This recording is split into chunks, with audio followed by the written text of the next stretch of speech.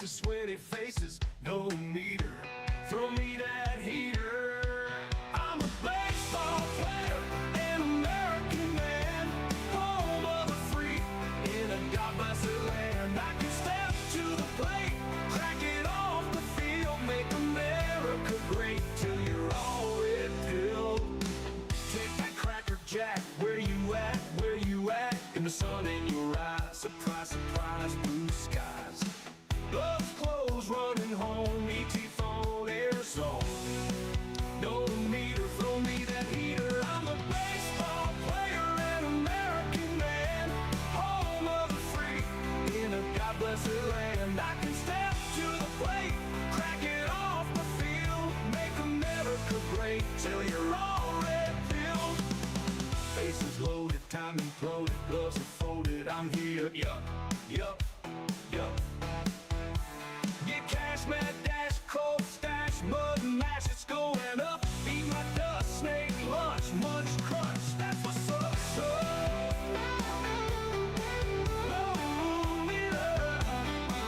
Blow me that heater, I'm a baseball player, Mr. Red, White, and Blue. For these stars that shine, Mr. Red, White, and Blue. Stand on the front line, Mr. Red, White, and Blue. Pay the ultimate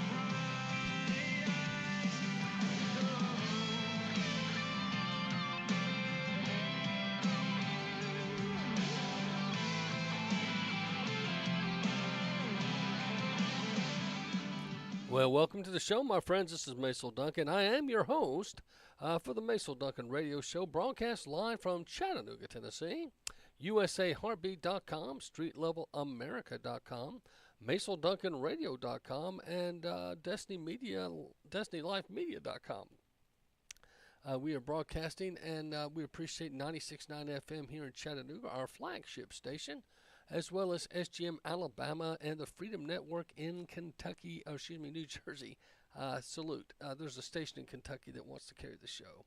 But God bless, Godspeed, my friends. And this just dropped as I was preparing the show.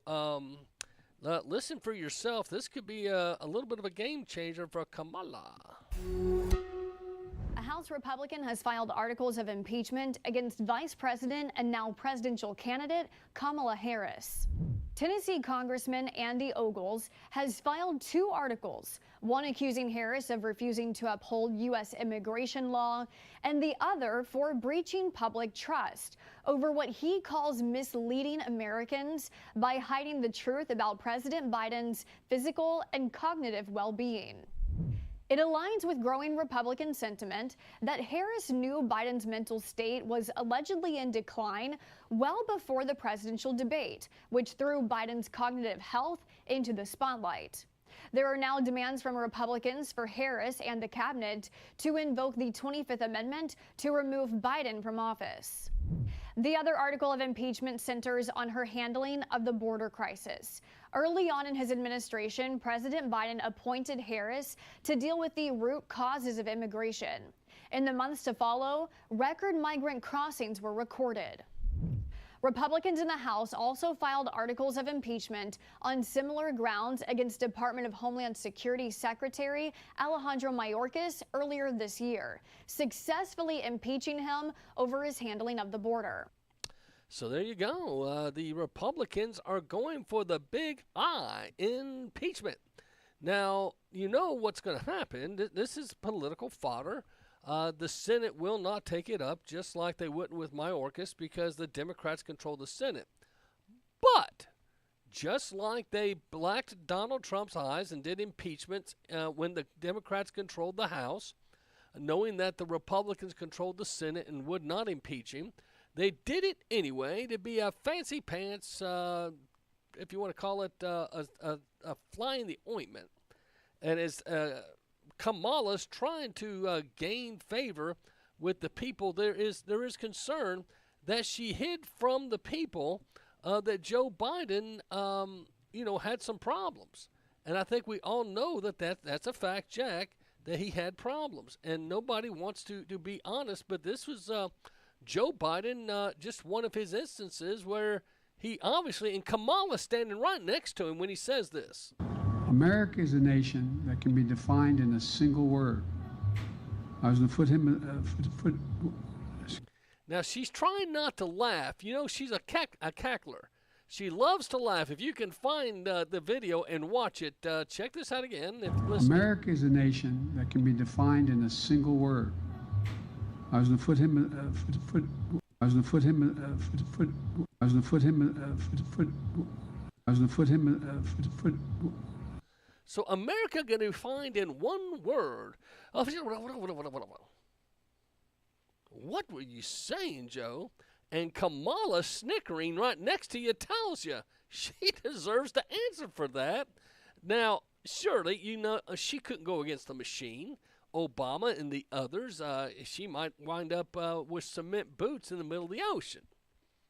But the bottom line is she was aware, and she continues to go on praising Biden. Just an hour ago, Harris says she praises Biden as a leader of leaders with a bold vision. Seriously? The guy keeps his eyes down and shuffles his feet. He's afraid he's going to trip over an invisible crack. Crazy, is it not? Well, Vivek was right. I played this yesterday. I'll play it again. I also want to close with one message to the Democrat Party. End this farce that Joe Biden is going to be your nominee. We know he's not even the president of the United States. He's a puppet for the managerial class. Sorry, Smart, I should leave now.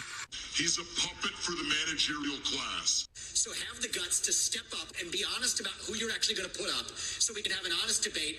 Biden should step aside, end his candidacy now so we can see whether it's Newsom or Michelle Obama or whoever else. Right, just tell us the truth so we can have an honest debate. I am Kamala Harris. My pronouns are she and her. I am a woman sitting at the table wearing a blue suit.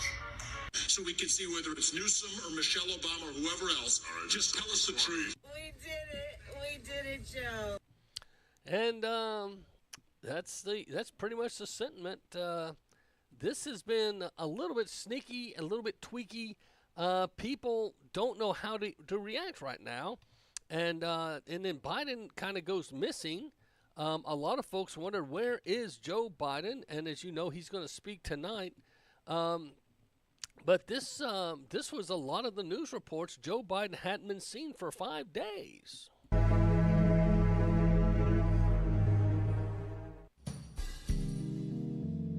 Biden hasn't been seen since the bombshell 2024 announcement when he got COVID and got isolated. Well, the staff wasn't totally blindsided, Jesse. They had a 1-minute heads up. We are told that President Biden convened a group of senior staff from the White House and the campaign, and they were told at 1:45 that he was changing his mind, going to drop out.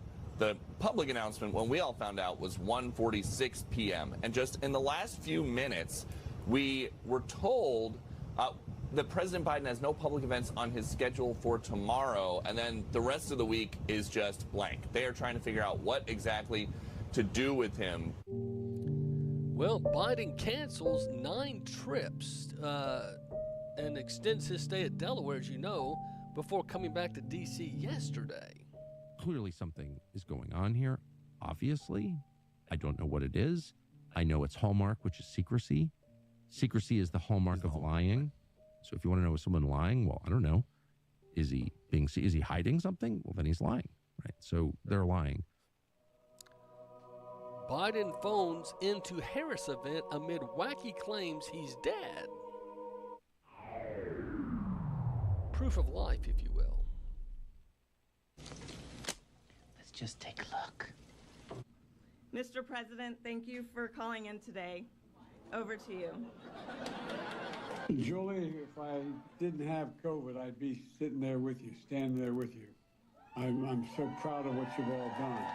And but this COVID been keeping me out of people's hair for the next 3 or 4 days. But I'm going to be on the road, and I'm not going anywhere. It's kept me away a little bit, but you know, I want people to remember that what we have done has been incredible, and we get so much more we're going to get done. And so I want to say hello to Kamala. If she can hear me, I know she's going to be speaking shortly. And I want to say to the team, embrace her. She's the best. I want to call today to thank everybody in this effort. I know yesterday's news was surprising, and it's hard for you to hear, but it was the right thing to do.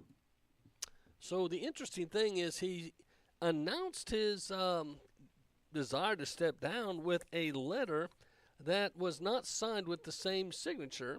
It was not with a presidential seal. It was just a white piece of paper. If you go back and look at the at what was posted, he did not acknowledge Kamala Harris in his letter to step down.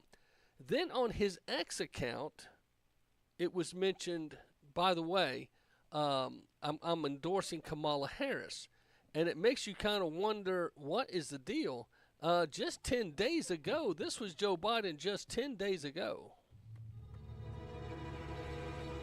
I'm the nominee of this party because 14 million Democrats like you voted for me in the primaries. You made me the nominee, no one else, not the press, not the pundits, not the insiders, not donors. You, the voters, you decided, no one else, and I'm not going anywhere. I'm not going anywhere. It makes no damn sense.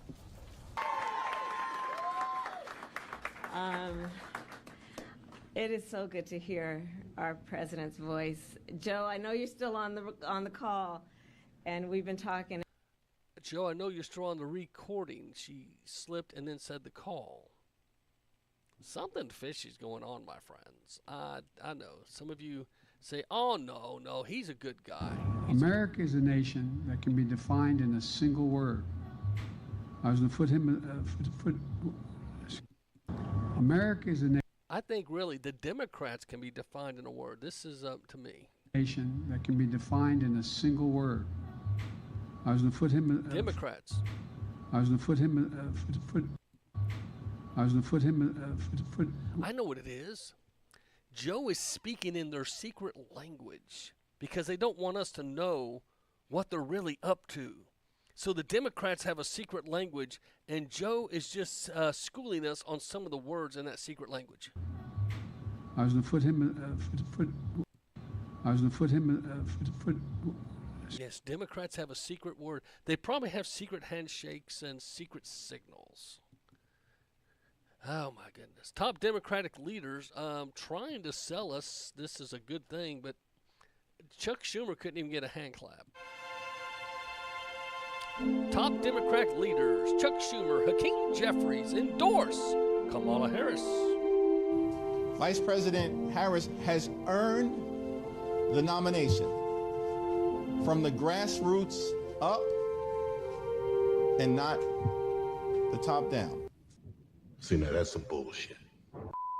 So now that the process is played out, from the grassroots bottom up, we are here today to throw our support behind Vice President Kamala Harris.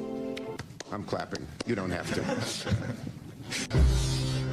And they didn't. Nobody clapped. Even when he went back and later said, you can clap with me, nobody clapped. Now, that room was filled with lip-lock liberal, for the most part, journalists.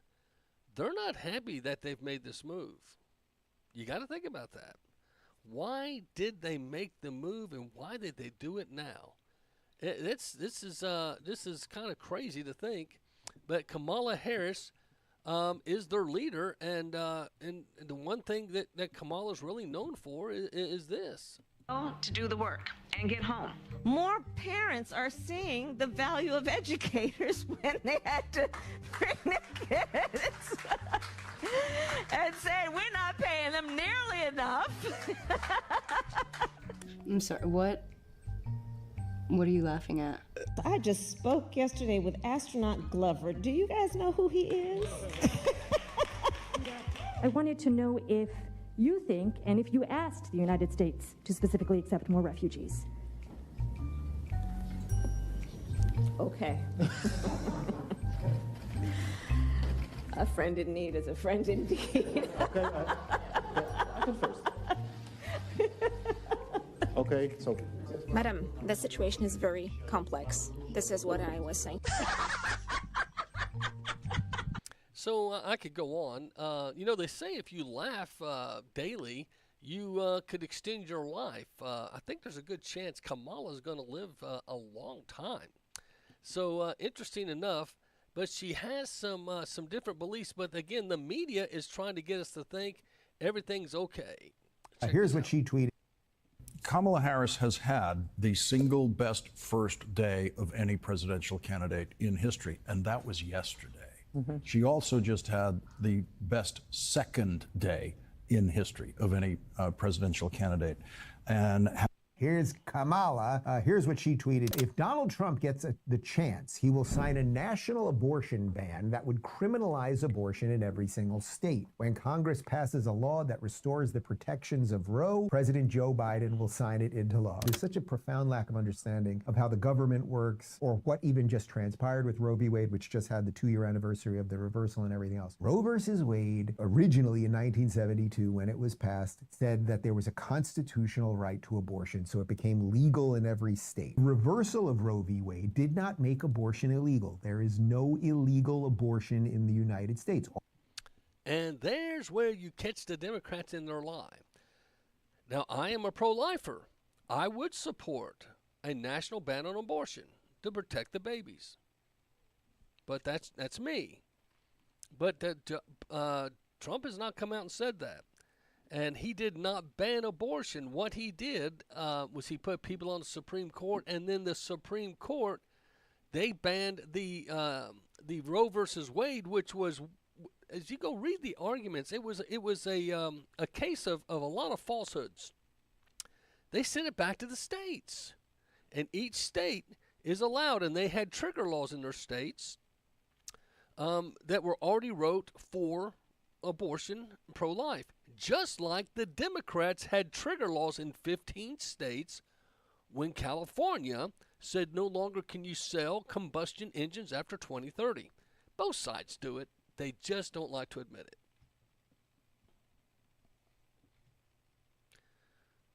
Well, we were going to go to a break, but that's okay. Let's go on to this right here. It's official, and I don't know if you've heard this, but Kamala is the nominee, and I think a lot of folks don't understand why, but this was earlier today. See what you think.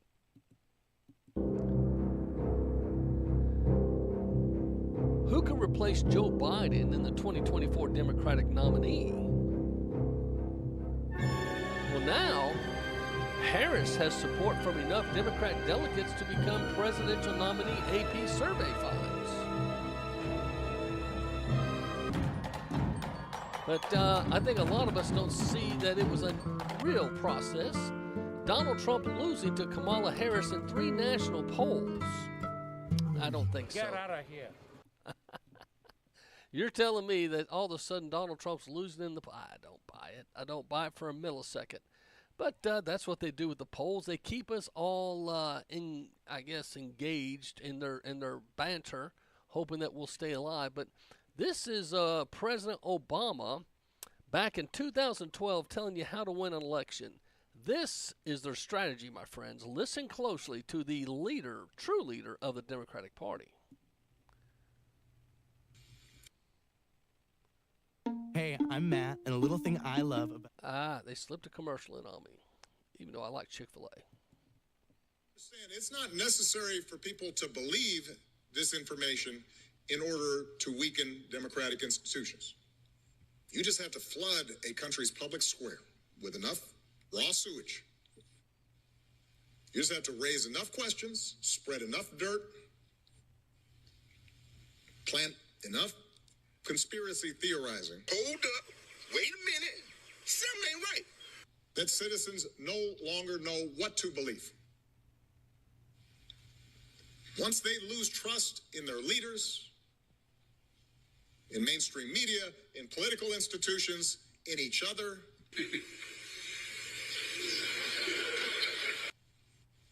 in the possibility of truth, the game's won. Oh, okay. So he basically is saying you throw enough raw sewage and enough lies, basically, to where the people don't know who to trust. That was Barack Obama in 2012, my friends. So are we even shockarooed that they're doing it now? President Biden over the weekend endorsed Vice President Kamala Harris to replace him as the Democratic Party's 2024 nominee. Now, should Harris lock down the nomination at the Democratic National Convention next month, who will be her running mate? Several names have been floated, and here are some of them.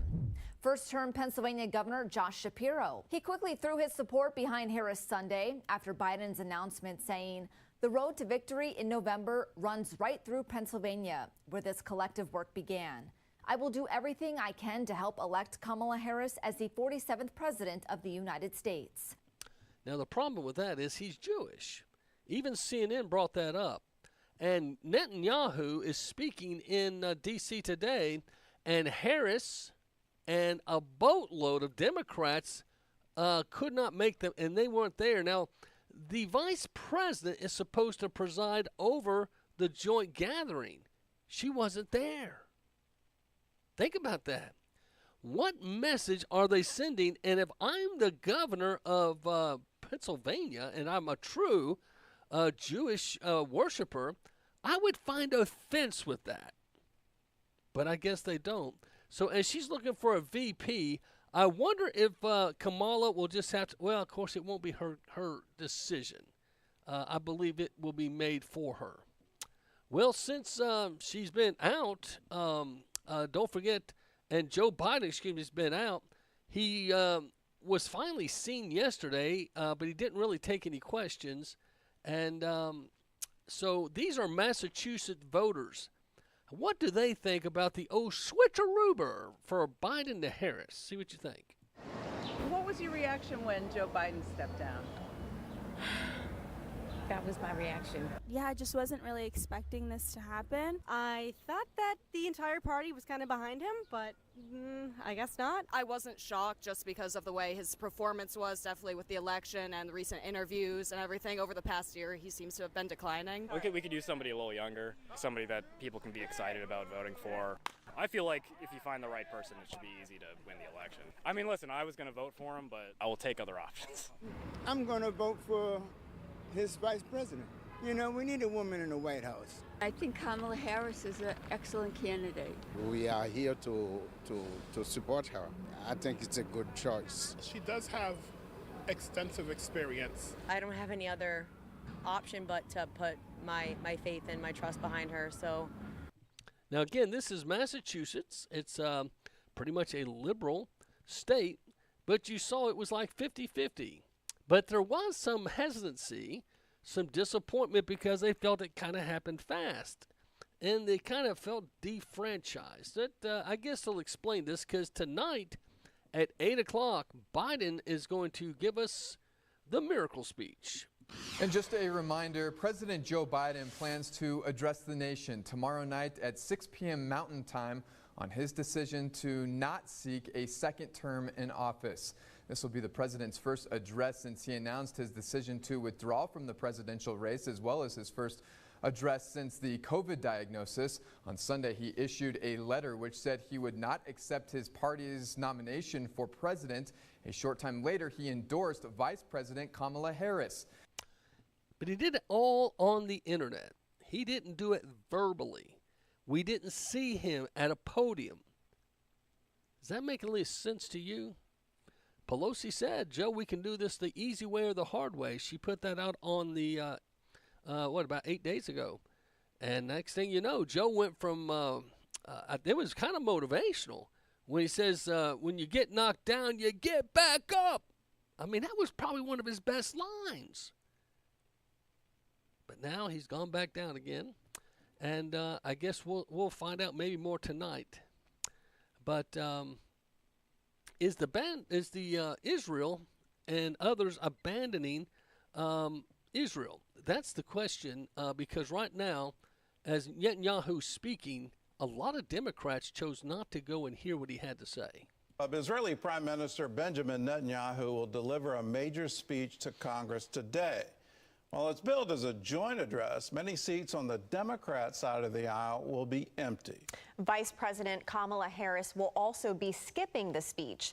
This reflects the deep division in the Democrat Party over support for the state of Israel. CBN's chief political analyst David Brody reports. When Prime Minister Benjamin Netanyahu arrived in the U.S. this week, no administration officials showed up to greet him. What do you think about that? I appreciate CBN News. One of the and he's at war. One of our allies lands a plane in America, and nobody of any high stature of the United States was there to greet him. That's got to put a chill. And then he finds out that there's a lot of people that aren't going to show up and be there to hear him speak. Well, the other thing that I thought was pretty sad, radical pro-Hamas activists breached security at the Watergate Hotel where Netanyahu is staying, releasing insects, maggots, and trigger fire alarms. Now, if these were conservatives, pro-Trumpers, they would be in jail and at Gitmo, arrested by the FBI. But these guys can do these same type of tactics of protest. Oh, it's okay. They're just kids. There's something wrong about this. When they're allowed to release maggots and bugs, pull fire alarms, be in the lobby shouting and disturbing not just Netanyahu, everybody in the building. That's not freedom of speech, my friend. That's called freedom of terror. And that's not right. I just don't think it's right, and I think there's got to come a time when folks will say that's not acceptable. It's just not right. Now, I shared with you earlier, and I'm going to replay the Republican, and he's from Tennessee, moving to impeach Harris, Kamala. A House Republican has filed articles of impeachment against Vice President and now presidential candidate Kamala Harris. Tennessee Congressman Andy Ogles has filed 2 articles, one accusing Harris of refusing to uphold U.S. immigration law, and the other for breaching public trust over what he calls misleading Americans by hiding the truth about President Biden's physical and cognitive well-being. And it goes on to talk about the other reasons. So you got to say, Harris knew. She knew. Now, there's still some deep-pocketed Democrats who are criticizing the process Kamala Harris has been allowed to become the nominee, and some are still withholding their funds, even though they're bragging about a huge, big day. We're about to come up on a break at 3:30. And before we do, I'd like to play this because I'm going to come back and talk about it. Churches need to be more mission-minded. Check out what this church in Colorado did. A church sued the town of Castle Rock, Colorado, after the city attempted to stop its efforts to shelter homeless people on its property and won a legal victory, at least for now. The federal judge in the case granted the church a preliminary injunction.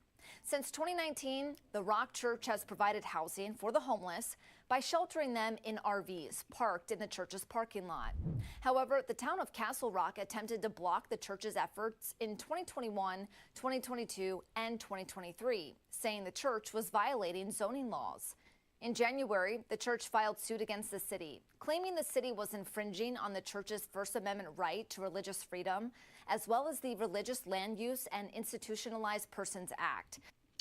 So here's the thing. The government wants to have sole ownership of caring, if you will, for the poor and needy.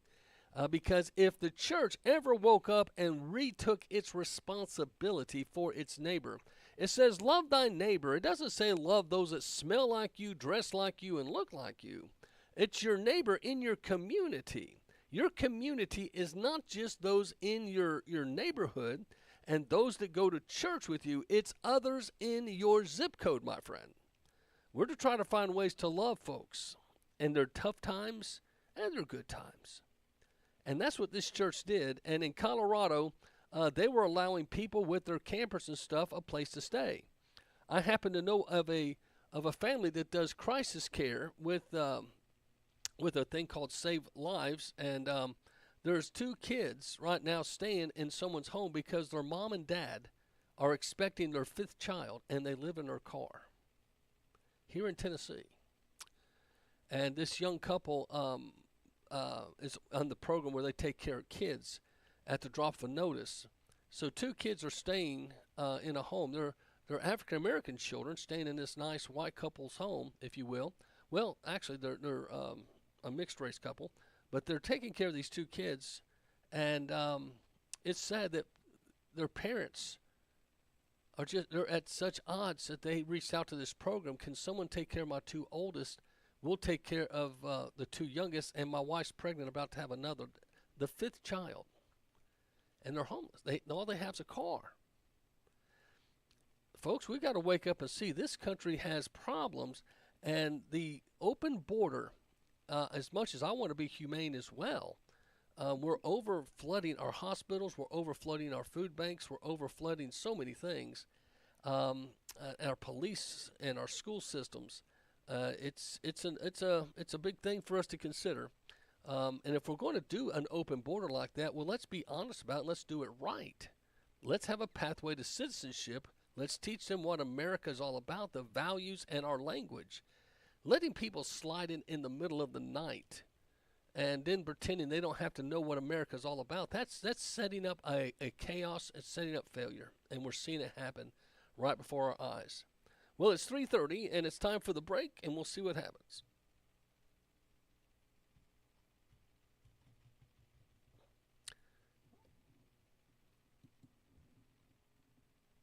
Let's get back to a country that seems to be operating very well, and that is the United States of America, the great republic. Oh, yeah. Now, I'm no fan of Kamala Harris, as I outlined at the top of the program, and I think she'll crash. It's a matter of how well they can run their campaign up till November.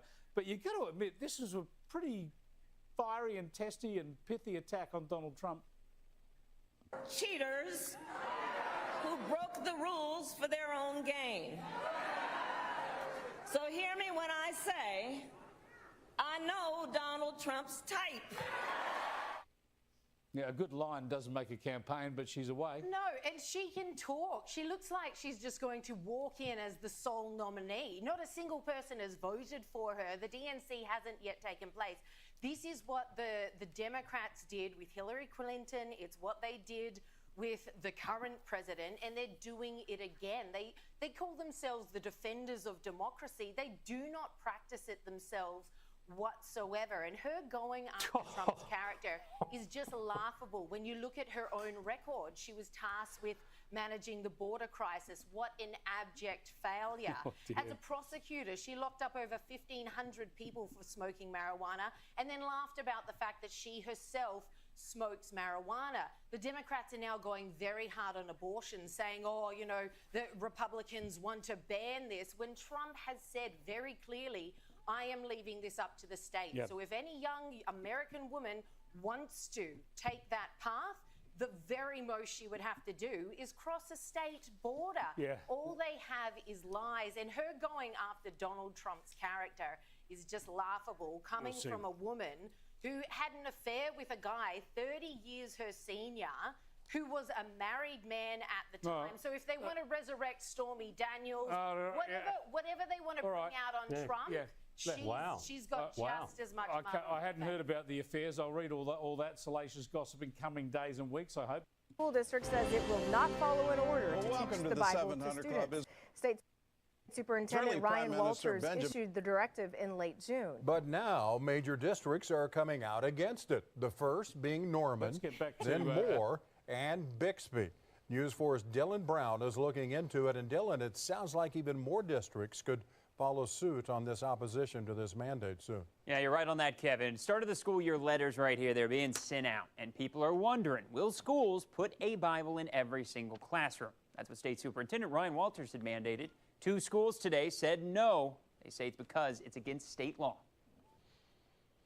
Every school district will adhere to, which is that every teacher, every classroom in the state will have a Bible in the classroom, and will be teaching from the Bible. But will they? School districts are scrambling, trying to figure out what to say or do as the first day of school looms and a Bible mandate hangs over their heads. Since that announcement back on June 27th, the first ones who came out, Norman Public Schools. They said they're not mandating a Bible in every classroom.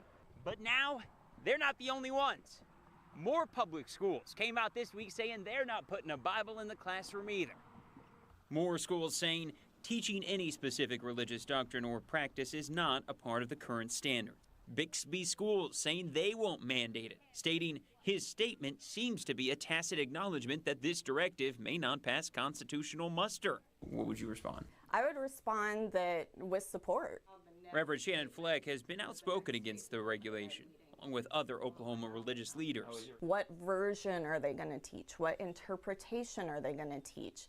Do they have the skills to read the original Hebrew and Greek to teach? As for other schools, Oklahoma City and Mustang telling K4 they're waiting because they don't know how to do this without breaking current state regulations. OKCPS saying we will continue to uphold the values of inclusivity and respect for the religious beliefs and cultural backgrounds of all staff, students, and families. We are near the bottom in public education, and this is not the way we're going to improve our children's outcomes. As of Thursday, Midwest City and Edmond schools said they're not commenting, and these school districts have yet to respond.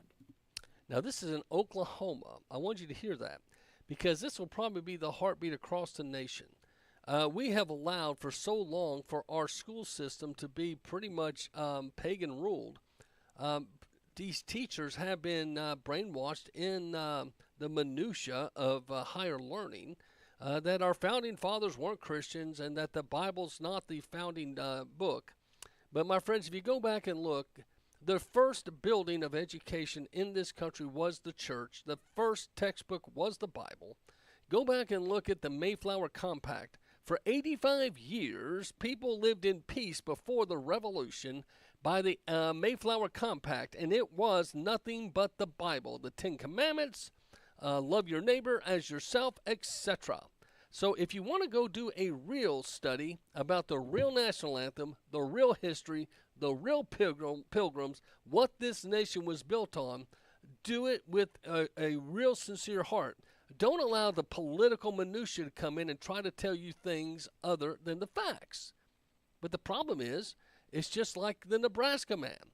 When they try to teach us about evolution, they didn't want to tell you about the Nebraska man. The missing link. I remember when I was in high school and this was exposed. The missing link, the Nebraska man, in their evolutionary process from an ape to a man, we found out a scientist willfully took the jawbone of an ape and the head of a human male, buried it in his backyard to get some decay on it, and then came and told folks, oh, this was the millions of years old. No, it was only actually a few years old. He allowed a little decay, but science backed him, and science allowed him to have that minutia put into the textbooks.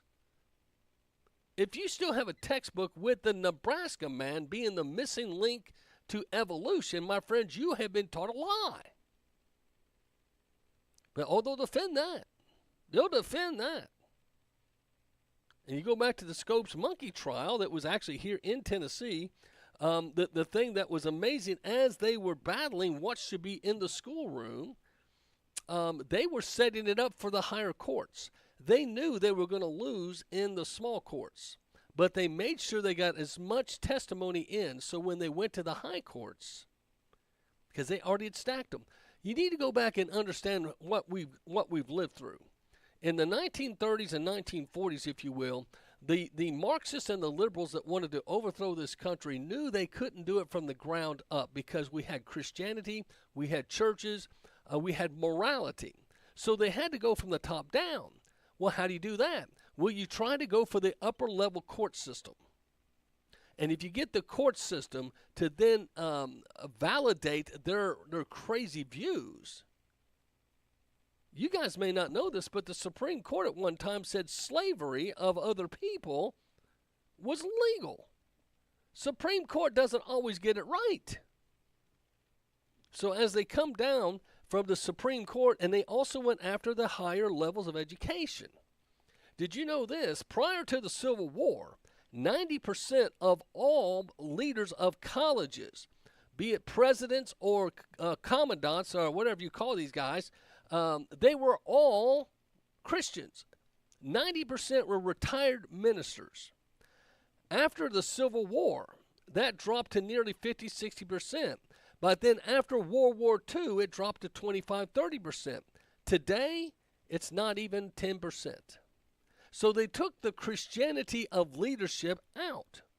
Did you know to get a law degree back in the day here in America, you had to study God's law for 2 years. And then after you spent 2 years studying the Bible, then you spent 2 years studying man's law. The belief back in the days of Harvard, Yale, and all those great white Ivy schools, you had to understand God's law to understand man's law. Savvy? Have I got you? So with that said, our country has been in an abysmal downward spiral.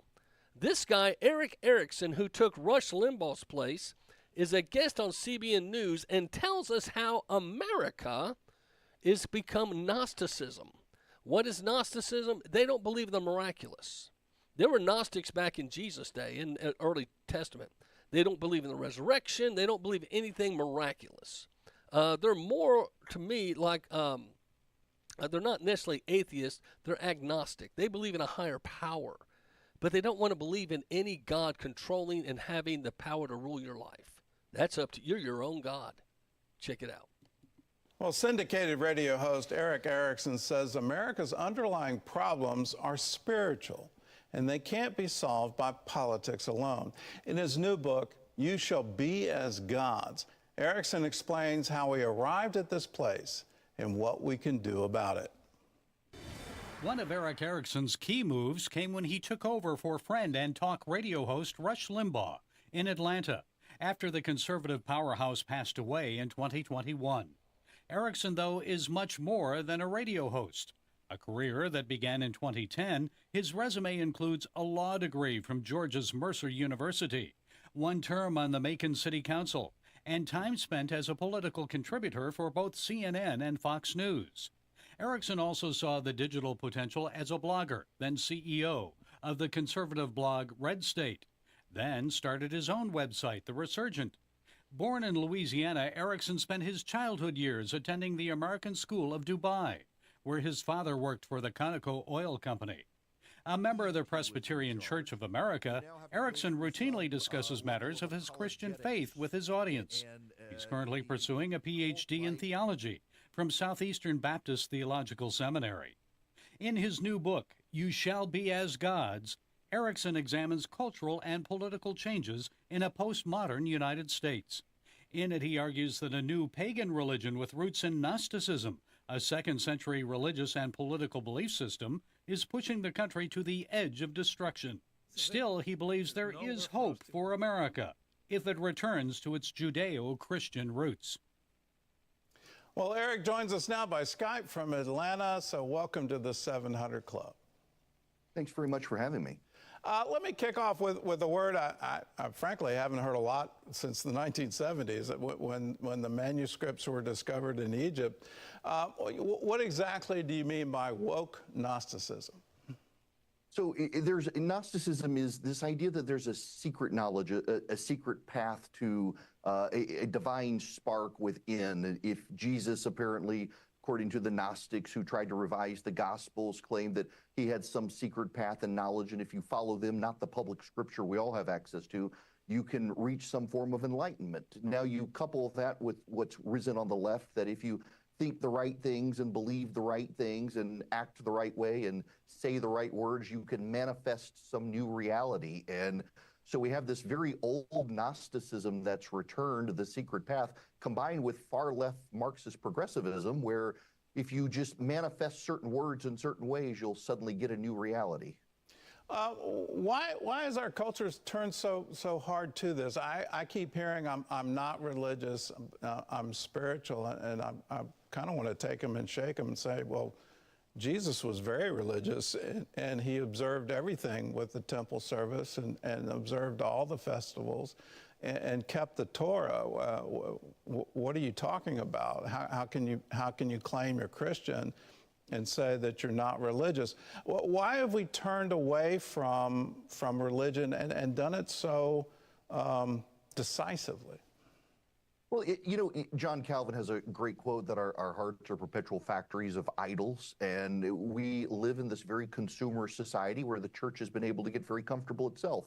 A lot of churches, frankly, abandoned some of the core roles of taking care of the widows, the orphans, and poor. And the social gospel left-wing churches tend to have the soup kitchens and the food pantries, and evangelical churches went more towards focusing on the scripture and leaving the social stuff to, frankly, the government. So Uncle Sam filled a role where a lot of evangelical churches left. And I do think that conservative evangelical churches should probably refocus on maybe your kids don't need to go to Mexico all the time for your mission trip. Maybe they need to go work at the local soup kitchen in your community.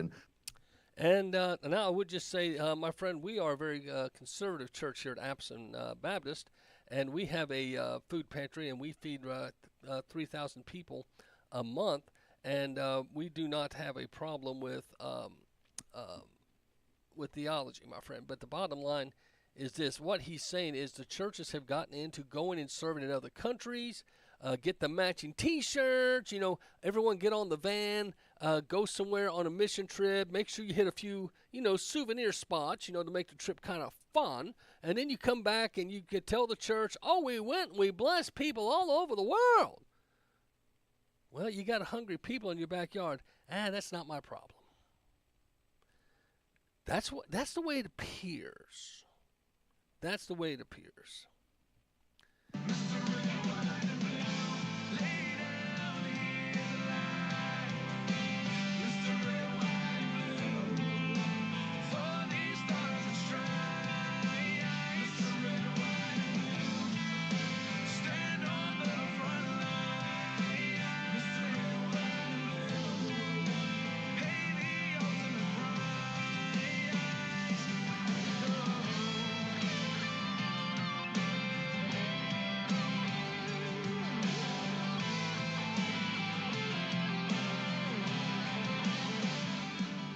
Hello, my name's Dave.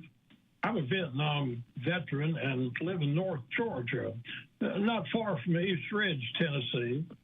I like listening to Patriot Pastor Macil Duncan. He keeps up with fast-moving news, which keeps me on the cutting edge of information that we all need to know. I like the music and stories he has. I like that he helps the homeless folk, and we could all help with that. I love God, and America is my country. Thank you for all that you do. Goodbye. There is someone hungry in your world tonight. So as you're seated tonight at your dinner table, enjoying the mashed potato and steak off the barbecue grill, remember that there are many people in our communities, in our world, that are not as fortunate as you are. So please consider donating your time, funds, and food to your local food bank or food pantry. And as you enjoy the barbecue tonight, please remember them. Check on the widows, elderly, and the orphans as well. You can donate in the Appleton, Tennessee area to Appleton Baptist Church. They have a food pantry there that would love your support. And there are many food pantries all over America. We need to feed this nation in more ways than one, but one way that we can literally feed them is with food. Get involved and make a difference. Do you love God and do you love America? If you do, you're going to love this radio show, the Macil Duncan Radio Show, weekdays 3 to 6 p.m. right here at Destiny Life Media 96.9 FM. You can also hear the show live and archives of the show at streetlevelamerica.com and usaheartbeat.com. Also hear it at MacilDuncanRadio.com, Rumble, X, Truth Social, Facebook, and more. And we're working on growing the show nationwide. The Patriot Pastor of Appleton Baptist Church, he is Macil Duncan on the Macil Duncan Radio Show. We are growing better together all the time. Those are the words of Dr. Steve Ball of Metro Tabernacle Church in Chattanooga, Tennessee. One of the ways that they grow is with life groups. It's very important for you to get connected in a small group so you can develop relationships and hold each other accountable. Dr. Ball says they believe that Metro Tab is growing larger and smaller at the same time.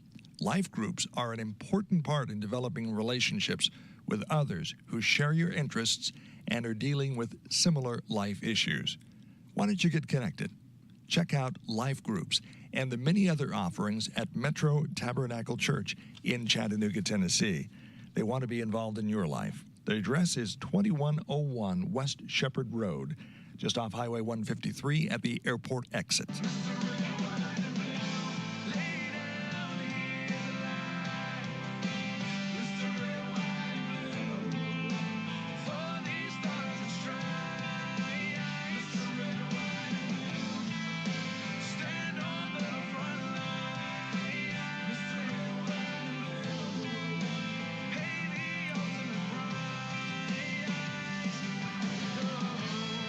Welcome back, my friends.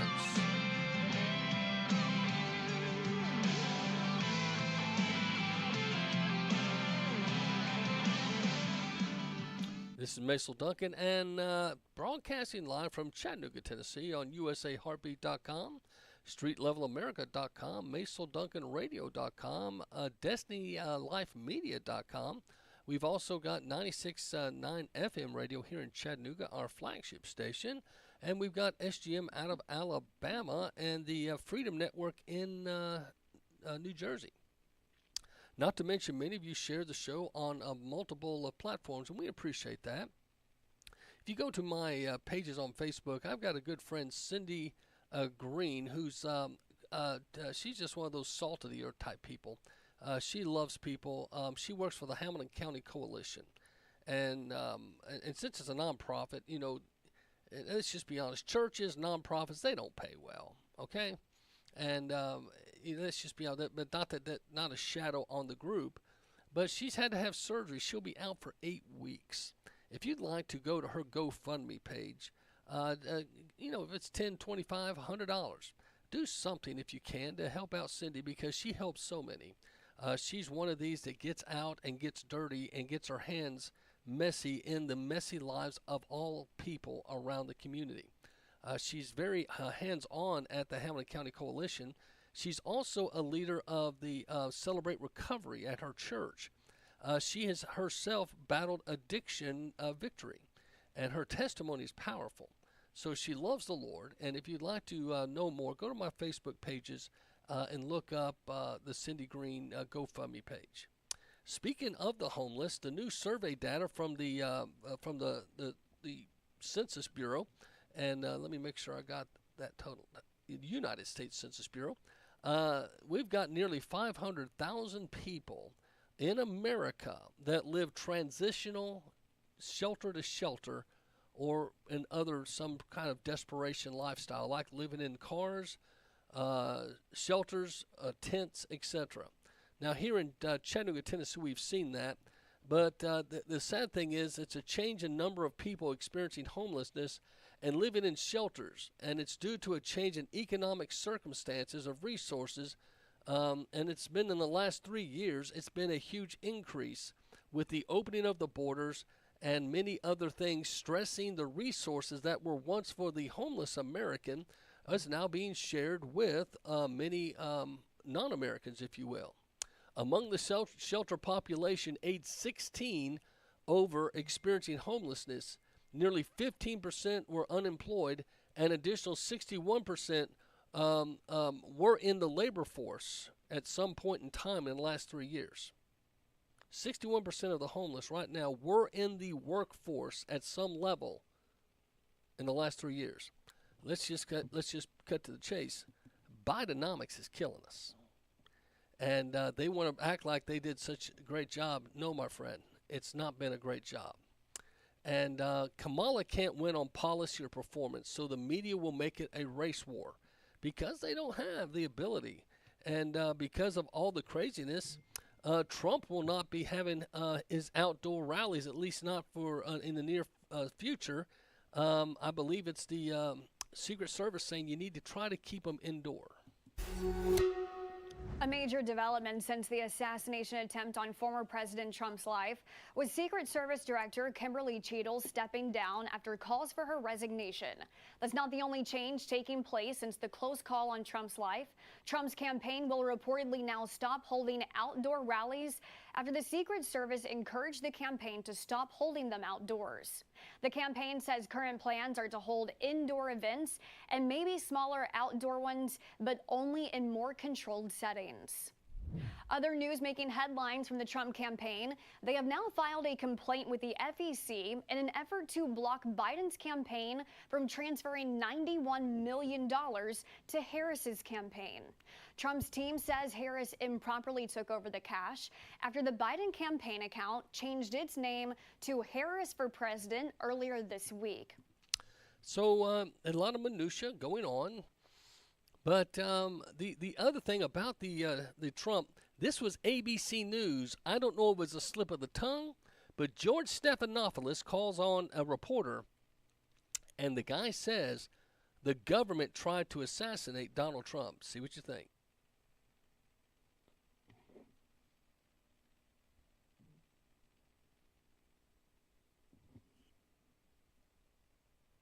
President Trump is all caught on police body cam video.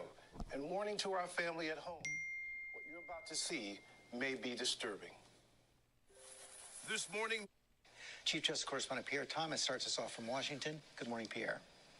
George, good morning. Our audience is about to see the frantic seconds in the moments after the government tried to kill former President Trump. After the government tried to kill former President Trump. Did you catch that? Let's hear it again. George, good morning. Our audience is about to see the frantic seconds in the moments after the government tried to kill former President Trump. That was ABC News. Was that an El Slipperoo? Was that a warning? Is that why they're saying now, Donald Trump, you need to move your stuff indoors? Don't know.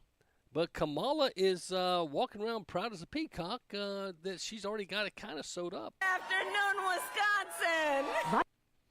Afternoon, Wisconsin. Vice President Kamala Harris in Milwaukee Tuesday, the first rally of her new presidential bid in a key swing state. Friends, we have 105 days until Election Day. And in that time, we've got some work to do. Yeah, you do.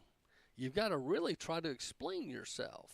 But here is something that the Sky News brought up about the race war heating up.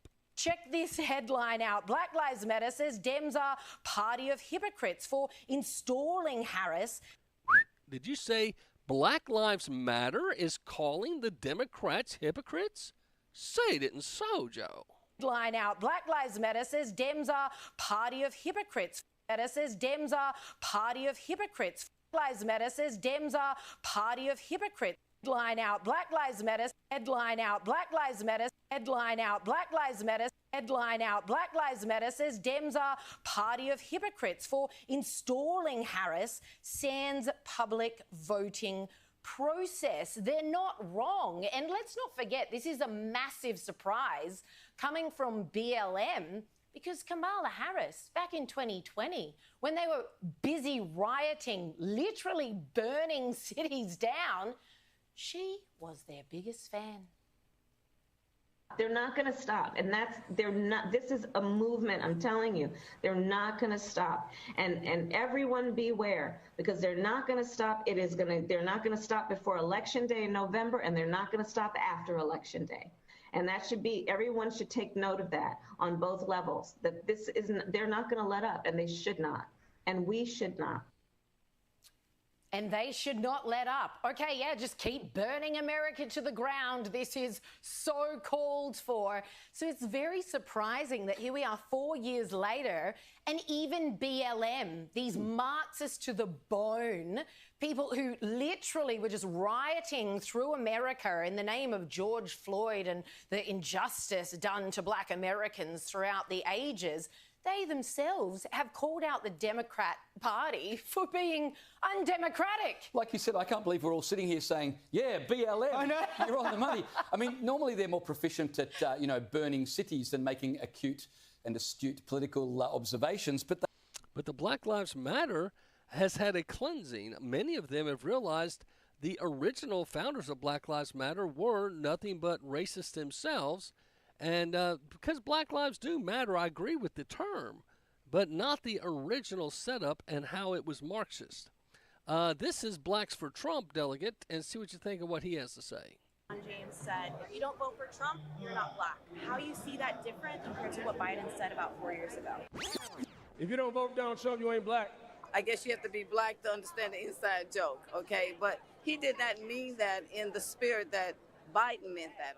If you have a problem figuring out whether you're for me or Trump, then you ain't black. I honestly think that anyone who's saying that kind of stuff, it's a little off and it's a little off-putting.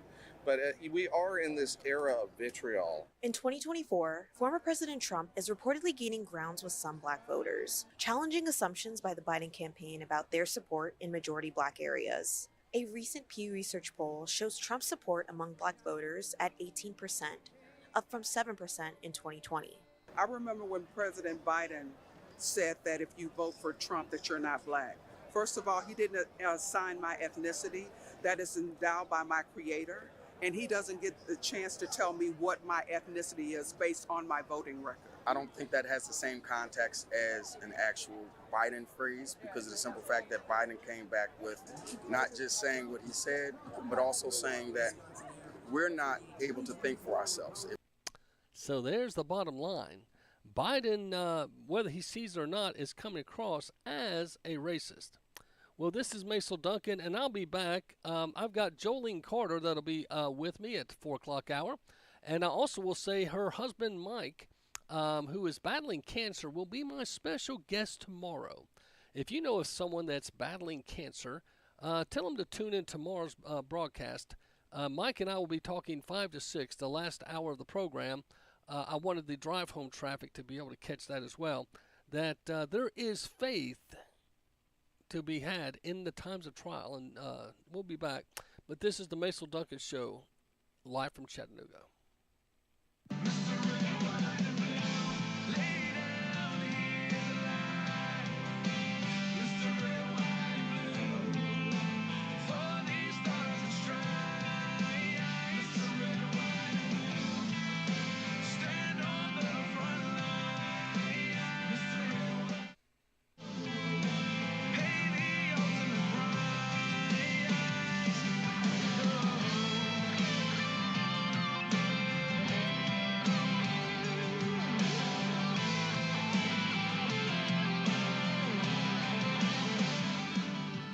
Hi, this is Kat from Santa Fe, New Mexico, and I just wanted to say how much I love your show. I love the topics that you cover and all the special guests that you have come online. It keeps things really fun and interesting. Thank you. You know, there is someone hungry in your world tonight. So as you're seated tonight at your dinner table, enjoying the mashed potato and steak off the barbecue grill, remember that there are many people in our communities, in our world, that are not as fortunate as you are. So please consider donating your time, funds, and food to your local food bank or food pantry. And as you enjoy the barbecue tonight, please remember them. Check on the widows, elderly, and the orphans as well. You can donate in the Appleton, Tennessee area to Appleton Baptist Church. They have a food pantry there that would love your support. And there are many food pantries all over America.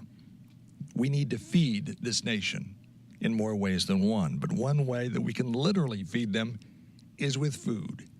Get involved and make a difference. Do you love God and do you love America? If you do, you're going to love this radio show, the Macil Duncan Radio Show, weekdays 3 to 6 p.m. right here at Destiny Life Media, 96.9 FM. You can also hear the show live and archives of the show at streetlevelamerica.com and usaheartbeat.com. Also hear it at MacilDuncanRadio.com, Rumble, X, Truth Social, Facebook, and more. And we're working on growing the show nationwide. The Patriot Pastor of Appleton Baptist Church, he is Macil Duncan on the Macil Duncan Radio Show. We are growing better together all the time. Those are the words of Dr. Steve Ball of Metro Tabernacle Church in Chattanooga, Tennessee. One of the ways that they grow is with life groups. It's very important for you to get connected in a small group so you can develop relationships and hold each other accountable. Dr. Ball says they believe that Metro Tab is growing larger and smaller at the same time. Life groups are an important part in developing relationships with others who share your interests and are dealing with similar life issues. Why don't you get connected? Check out life groups and the many other offerings at Metro Tabernacle Church in Chattanooga, Tennessee. They want to be involved in your life. The address is 2101 West Shepherd Road, just off Highway 153 at the airport exit.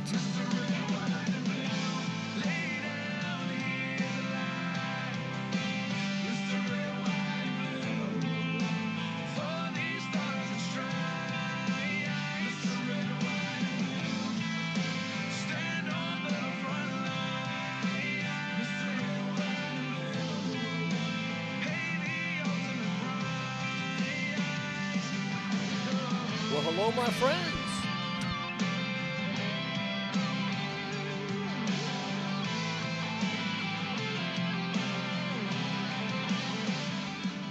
Welcome back to the show, my friends. Macil Duncan here, live from Chattanooga, Tennessee. And each and every Wednesday, for the most part, I have my good friend Jolene Carter, who lives in Virginia. She calls in. She's in that state that flipped blue to red, and then it kind of went back red. It just flip-flops all the time.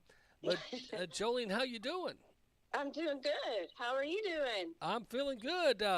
How's Mike doing? And heard he got some good news going to, is it to MD Anderson? Yes, we got a date scheduled for August 6th for MD Anderson. So we're really happy about that. That's just a big relief off our shoulders. We were able to get in quickly. Now, Mike works for the 700 Club, and he's had Gordon and all the folks we see on TV actually lay hands and pray over him. That's right. And I'm looking forward. He's going to be on my guest on my show tomorrow, calling in 5 to 6. Oh. But I didn't know. Did he tell you about that yet? Well, he mentioned something about it. Yeah, he's going to be on tomorrow. But I posted on my page about a GoFundMe page to help you guys. How's it going? How are you getting a lot of response yet? We have, just really, several people, including you, told me to set one up. I felt uncomfortable about it. It just feels weird, but I went ahead, and did it, and just the response has just been overwhelming. People that I don't even know. Mike and I were sitting there last night, and I was calling out names because I'm thinking, is this a coworker of yours? Because I don't know them. Some of them were, some of them we had no idea who they are. We tried to find out who they are, just complete strangers. And it's just really moved us to tears. Just so much. Not just that, but just people calling and offering to do this and that, and hearing from friends that we haven't talked to in years. It's just been incredible. It's a bad experience, but we've really seen God moving through all of this. He's got is it still stage 4 cancer? Is that is that what they've labeled him with? Right. So when you have cancer and it moves to a different organ, it's considered stage 4. So it was first discovered on his kidney, and we were really, surprised about that and just terrified because it was a big mass. But then we were like, well, you know what? You can live without a kidney. So we were like, well, if that's what it has to be. But then they wanted to do some more scans, and then they found some nodules in his lungs, and they turned out to be cancerous. So they're really concerned about the lungs more than anything. And it's stage 4. So we've been to different doctors, but we decided to get a second opinion at MD Anderson's. We know they're the top medical facility or cancer facility in the country, and we've had friends that have gone there that are cancer free, and we've just heard so many good things, and they've been really, really good with us, working with them. We're very organized. Well, I tell you what, we're just happy that God has blessed you with so many friends and family, and we are praying for you and rooting for that to get better. And now, to get it on one of the topics you and I talked about was Kamala Harris. I mean, it sounds like they're going to go ahead and coronate her, but she's going to be the nominee. But the one person that hasn't endorsed her yet is Obama. Yeah, I was telling Mike that this morning. I said, Obama has not endorsed her, and I find that awfully strange because we know Obama's the one running the country. So I don't know what is going to happen. I feel like right now they're running her as the candidate, and she just magically raised $81 million overnight, which, wow, she couldn't even raise any money in 2019. She was first one to drop out, yet she can raise that much overnight. But we know that's through Act Blue, which is a whole different rabbit hole. Yeah, and she's never won a delegate of herself. When she ran, she never won one delegate. Yeah. So, the media will pump her up and try to make her look good and, delete all these negative things that are true about her. And we're seeing, GovTrack has deleted that she's the most liberal, or she was the most liberal senator.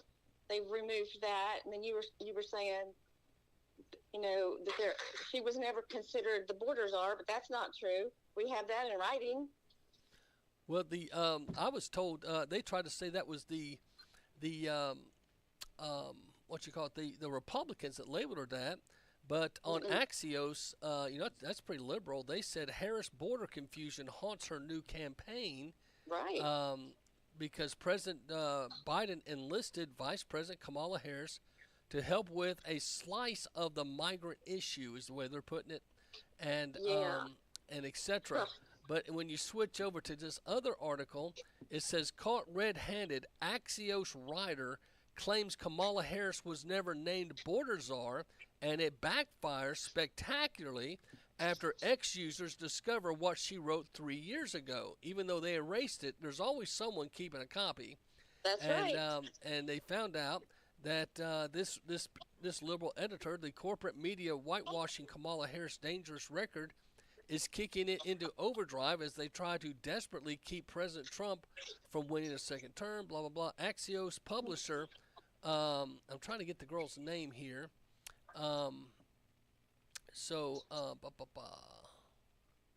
Marjorie Taylor Greene is one that's posting this too as well. Good. Oh, the girl's name. I'm trying to probably go too fast because of time. But anyway, you can go and check out on the Gateway Pundit's got her picture up and everything. So you're like a news nut. I got a friend Tammy down in Georgia. I keep trying to get her on the show, but she's like you. She digs for stuff. Yeah. And then I have my Georgia Bulldog reporter and that gives me stuff. But it's funny, sometimes the three of you will send me almost the same thing. And that always makes me go, whoop, whoop, whoop. Yeah, because you've got different sources, yeah. Now, the one thing you sent me yesterday was that ABC admitting, or on their air saying that the government tried to kill Trump. Yeah, and people are posting that. It is going viral on X. And they didn't say, oops, oopsie. They just said it like, yeah, that's a fact. They tried to kill him. I know. Oh, my goodness. It is clear that this was an inside job. And they are really, it just seems like nothing ever happens. It's so frustrating because there's all this evidence and all this and that comes out. People get fired. But then, there needs to be a whole lot more done about it. But, my theory is that they wanted people to see that kid, or they try to make it seem like a kid, up there on that roof to make it look like it was a botched attempt. So everybody is focusing on that, on the ladder, on, how did this happen, and, how did the Secret Service and how did the police miss this and miss that, so that no one would focus on what really happened. Well, someone says that he volunteered to be a part of security. Well, I did read that. And FBI said he flew a drone the day before over the property. And then also the day before, he Googled what about what's his Yeah. name that killed Kennedy? Yeah, I heard that today. If they were grilling the FBI director today about that, and he said that. But what's really weird is, so that the date of that of the rally wasn't known on around July 4th. This kid flew a drone over that area, and it wasn't even known by anyone that that was even going to be the venue. So Exactly. how did he know? And how did he know where the stage would be? Exactly. It wasn't set up yet. Right. So he flew a drone July 4th, and then the day it was announced, like July the 6th, and the only people that knew about it on July the 6th was Secret Service, and they went out to kind of scope the place out, and he flew a drone that day. So did they encounter this kid there? I mean, I just feel like he, is a patsy, or he's MK Ultra set up something. I just don't believe some kid can just fool all these Secret Service. There's just too many weird things. Trump's main team 4 times were diverted to Jill Biden's event. Come on. Well, the other thing was when they went to investigate his house. Did you hear about this? Representative Eli Crane, the Trump shooter's home was reportedly scrubbed clean like a medical lab with no silverware or trash found in the home and no fibers for DNA. Yeah. Now, the average American doesn't know how to do that. I don't care how many movies you watched. That's like a government team went in and cleaned their house, and then their father, you may have heard, was questioned. Someone followed him at the supermarket. He said, "Give us our space, please. We're not allowed to talk until our legal team advises us what we can say." Oh, really? So they get their house cleaned. They've got a legal team. And the guy asking him these questions was like a lone reporter. It's like the father was shocked that anyone knew who he was. Yeah. So they're protecting this whole situation. Oh, and yeah. the FBI, whenever it gets involved, that's usually a sign of someone's either going to get set up or they're going to cover up. But they never Absolutely. they never tell the truth anymore. FBI, don't. It's really the FBI, That's what I see so many people saying that.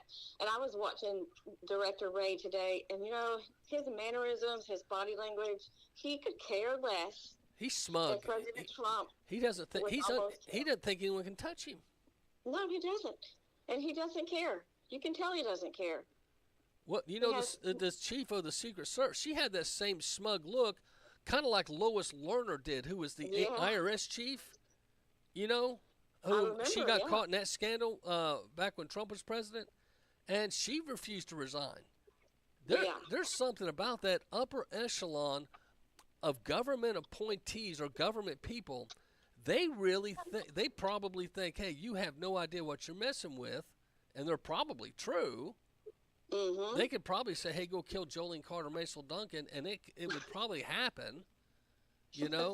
Nobody, and next thing you know, Macil committed suicide. We found bomb residue in his house. We can't unlock his phone, but he acted alone. That's their little thing. He prayed on the radio, so we better check him out. Oh yeah, I'm scaring the FBI so bad. I'm sure. But we are.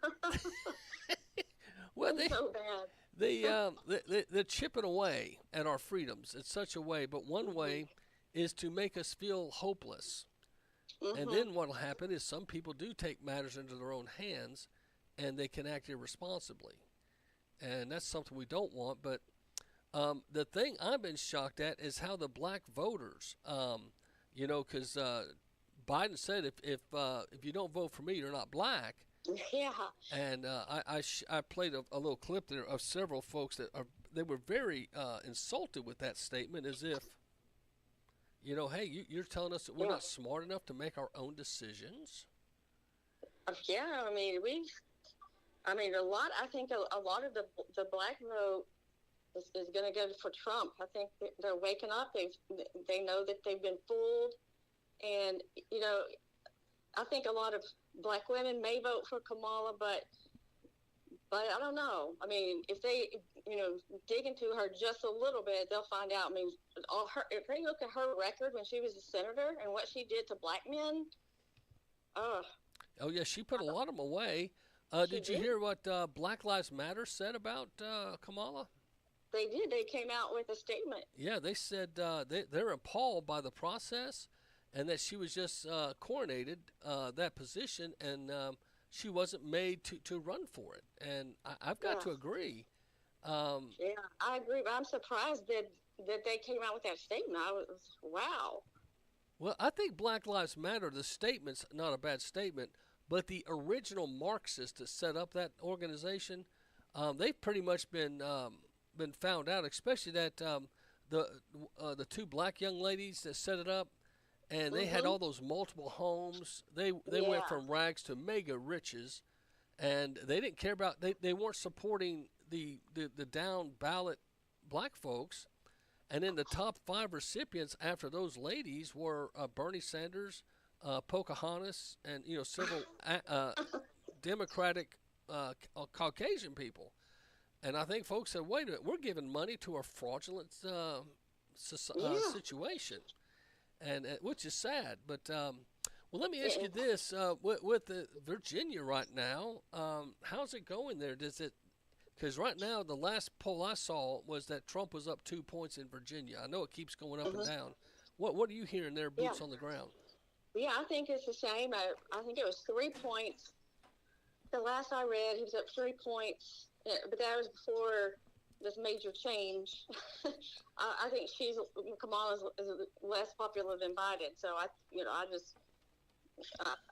really don't think that she's going to be the one running. I think right now, they're just so desperate they have to have that. But I think at the conventions they're gonna install someone else.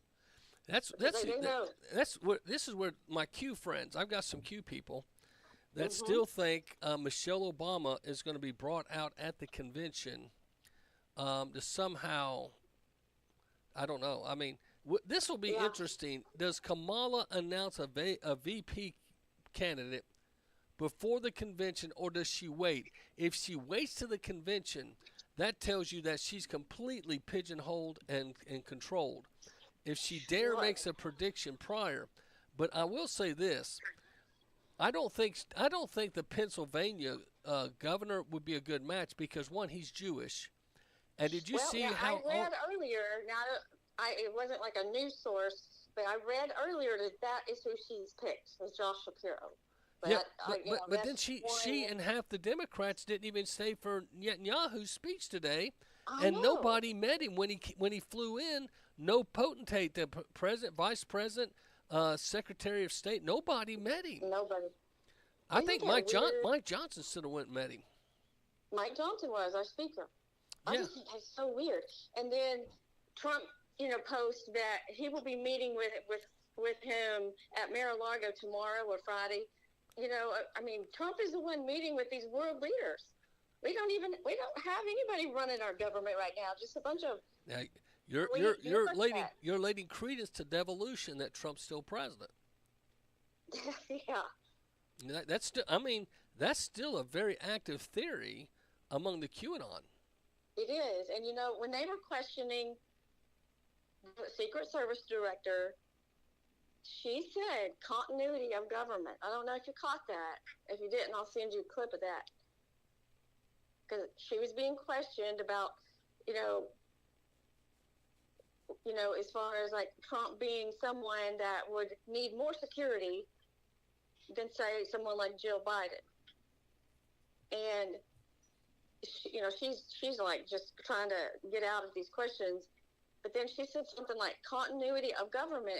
And so a lot of people have been posting that, and I'm like, what is she talking about? I mean, I know what that means, but I just thought it was very odd that she said that. Well, I think she finally resigned under pressure, but I was shocked how many Democrats, even AOC, AOC was pretty spot on. She got a little bit into gun control.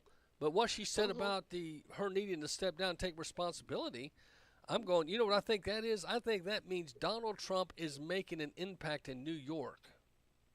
Have you noticed all these Democrats that are in now pressure election situations? They're not trashing Trump that much. Have you noticed that? I noticed that. I mean, I think from this latest, assassination attempt, I think that it's just people are just really, really knowing what's going on, and they're seeing the truth. Nobody believes what they're telling us. Did you know Secret Service, my Georgia Bulldog reporter just sent, the Secret Service is supposedly guarding Netanyahu. The D.C. Palestine Youth Movement released maggots and crickets and also were pulling fire alarms at the hotel he stayed at. What do you think about that? You know, these people that are protesting and all that, I don't even think they know why. But that's freedom of speech, according to them. It is, but, are they going to be rounded up and thrown in jail like they did, with our patriots on January the 6th who were peacefully protesting? Well, these people are burning our flags, like you said, releasing insects and all kinds of stuff, and terrorizing and burning up things, and it's supposed to be okay. Yeah, I think this is it's just so obvious. If you're a liberal, you can burn your city to the ground, turn over statues. You're not going to jail. No. But if you're a conservative and take your flag to school, or show up at a school board meeting with anything patriotic, they send you home. I know. There's a problem with that. I know. I mean, you think about it. They sent this elderly lady that was at January 6th. She didn't even do anything. She was just there praying, and then she's, having to go to jail for 2 years. Yeah, and the husband was begging for leniency, and the judge mocked him and said, "Why don't you pray to your God?" And I'm saying, I just say, God, you know that judge's name, and see what happens. But I tell you what, though, this should tell everybody: if Trump doesn't win, we are in for it. Because I mean, what they've done in the past 3.5 years, they've done at lightning speed, because they have to make up for their lost time when Trump was in there, when they thought Hillary was going to be in there. Well, you guys saw it in Virginia. No one thought you guys would flip, which you did. And what was the other governor's name again? He said parents don't really have a right to dictate what we teach your kids in school, stuff like that. Yeah, but I'm saying, what was what was his name? I can't remember his name. Terry McAuliffe. Yeah, and he he was so radical, and he was so smug about it. Yeah, and if you're talking about the governor before, the one that said on the radio about if you want to decide if you want to keep your baby, we'll make your baby comfortable. Yeah. Well. I don't know why his name is not coming to me, but. Yeah, I'm sorry. Let me just dropped. Did you know Kamala Harris's past affair is resurfacing on X, and how she had affairs with married men? Yeah, I mean. Wow. We've heard that. So the Stormy Daniels thing is it's going to come back to bite them, maybe, because they're going to run ads about this, like they did about Stormy. Well, if they can do it to Trump, they can do it to her, right? Yeah. I mean, look what they've done to Trump. So they brag about DEI. If they want to be equal, then we'll be equal. Well, the other thing, though, is if DEI is such a good thing, why do they get upset when you bring it up? Well, and because she wasn't known, she was known for going down to her knees, but not for prayer. And she had a lot of, and there's even videos of her embracing that reputation. Yeah. The Christian Gold Company defies industry's retirement for fear-mongering through prayer and biblical hope. I thought that was interesting. So you're seeing more Christian stuff coming out. But have you noticed how the Democrats, like right now, the 10 Commandments going back in the public schools, it's the Democrats fighting that. The Democrats, and even Christian Democrats, act like putting, in Oklahoma, it's now, you have to put a Bible in every classroom and a copy of the 10 Commandments in a visible way. And their school boards, school districts have said they're not complying. So, isn't that a shame? I mean, why in the world would you not want that for your children? We've waited. They're fine with all these pornography books and there. I mean, explain that. We've waited so long to bring salt and light back to the public school. I mean, they took out the commandments. Was that in 91 or 89? Yeah. It was. I remember when it was the Alabama guy, right? Yeah. The judge. They went after him. So they took prayer out of school. That was in the 60s. And so it's been a while. Republicans, and I've got some good Republican friends, but they don't have the long game. Democrats have a better long game. They strategize. What they do right now is all a part of a sequence of events for the future. Republicans just want to get elected and get on the cash deal, get a book deal, make some moves, because it's obvious when you're in Congress, be it state or national level, you get in on financial deals for your personal gain. Yeah. Or they all wouldn't be leaving zillionaires. When they went in, they weren't. And I'll even say this: fine. They work hard to represent us. Let them make some money on the side. I'm not going to even get off on that so much. But my problem is when that becomes your number one goal. Yeah. But Josh Hawley just ripped Mitt Romney today, and he says I'm not as wealthy as the people to my right, and I think it was Mitt right next to him. He goes, and I don't make my judgments based on being rich. Every now and then you see a true blue guy like him. Every once in a while you do. You see one that is, really seems to be genuine, sincere, in there for the right reason. But, for the most part, disappointed in a lot of them. Don't even show up for certain things, the questionings and things like that. They're just not, representing us. And get there on the same time. But, what you were saying earlier about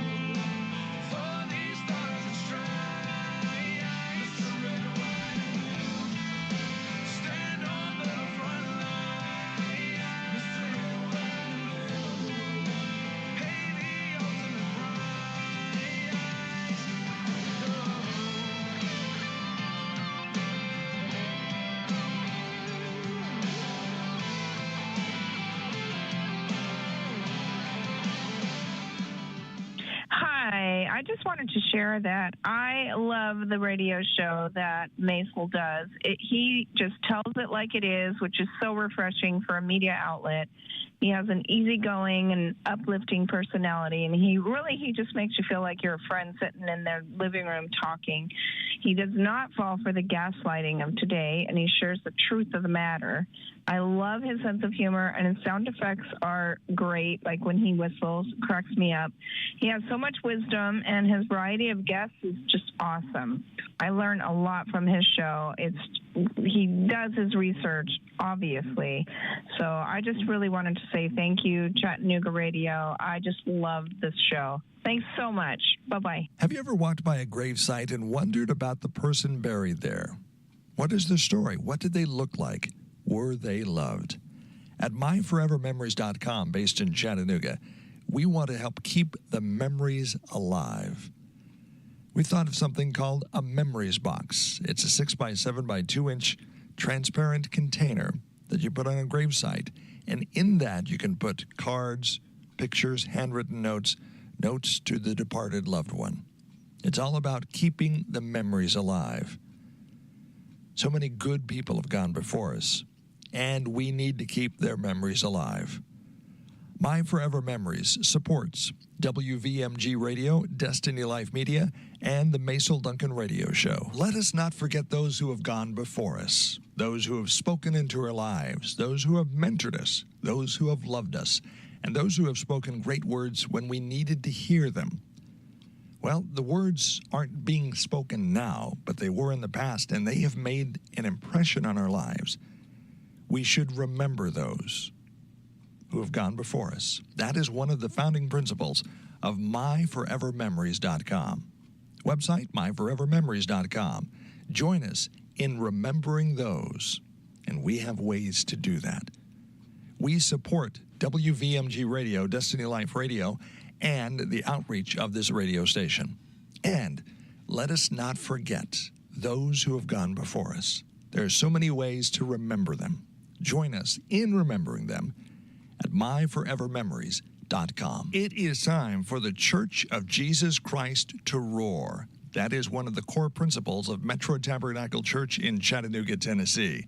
Their mission is to restore the roar in the body of Christ by establishing a foundation of faith in the Word of God through the power and demonstration of His Holy Spirit. They will reclaim the original intent of God for the church through training, equipping, releasing believers, and raising up leaders who will carry the roar of the Lion of the tribe of Judah to build strong local churches. And we all need that. You can find out more information by going to their website, myroar.org. Metro Tabernacle Church is located at 2101 West Shepherd Road, at the airport exit off of Highway 153 in Chattanooga. Let's roar.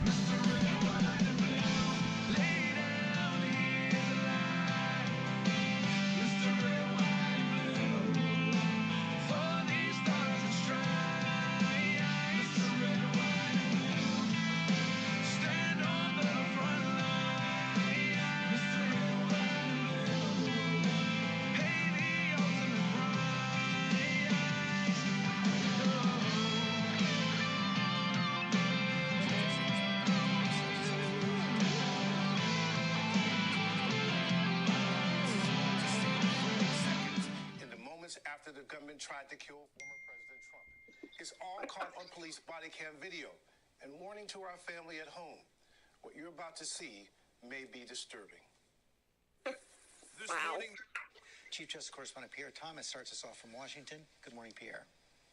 George, good morning. Our audience is about to see the frantic seconds in the moments after the government tried to kill former President Trump. It's all caught on police body cam video. And warning to our family at home, what you're about to see may be disturbing. One more time. This morning, Chief Justice Correspondent Pierre Thomas starts us off from Washington. Good morning, Pierre. George, good morning. Our audience is about to see the frantic seconds in the moments after the government tried to kill former President Trump. After the government tried to kill former President Donald Trump. Now, you sent that to me. That's on X, and it's all over the internet, Jolene. I know. Are you finding anything else about this on the internet with your research? Well, as far as if it's true or not, I mean, there's just too many oddities to point that the government is behind it, but that was ABC News. George Stephanopoulos calling on his, and he didn't say, don't say that. He never gave a retraction. He let the guy keep speaking that the government. He goes, when the government tried to assassinate Donald Trump. Yeah. I mean, I don't know if it was just like a slip or something, or if it's what he really thought. I looked on the internet. I saw no retraction on the internet from ABC News. Yeah. And I'm going, are they trying to just tell us something? Because sometimes they'll tell you something without telling you. You know what I mean? Oh, definitely. They definitely do. They tell you all the time. They have to. Because the other thing, as I've got a blog, and I'm going to have to bring it up another time, someone sent me, this guy did the research and plays all the Fox News lady for one, and another, that the people on the grounds talked about a second shooter at the water tower. Mm-hmm. Right. And they showed video footage people were taking of both shooters. And people were talking about that. So, and then the CIA director, she would not answer, and then she, of course, she resigned. about the 8 bullets because the shooter got off 8 shots. And they know where, he killed a guy, wounded 2 others, shot Trump. And then we saw where, if you saw the extended version, it shot past the crowd and hit a speaker and a water main. Yeah, I heard about that. But where's the other 3 bullets? What did they hit? And she would not speak to it. Well, yeah, I don't know if you had a chance to watch a little bit of today's hearing, but they asked about the bullets, and the director Ray, the way he worded it, he was like trying to make it look like it was all from the same gun. And that's, I think, a lot of folks wondering, did the other 3?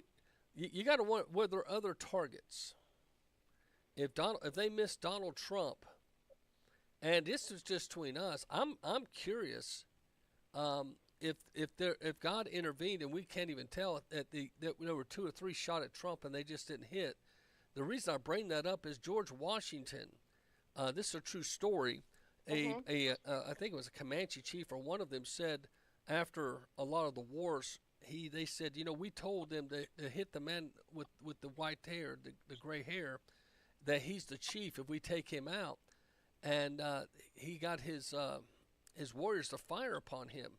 And you can look this up. And after that battle, George Washington had like 8 holes in his coat.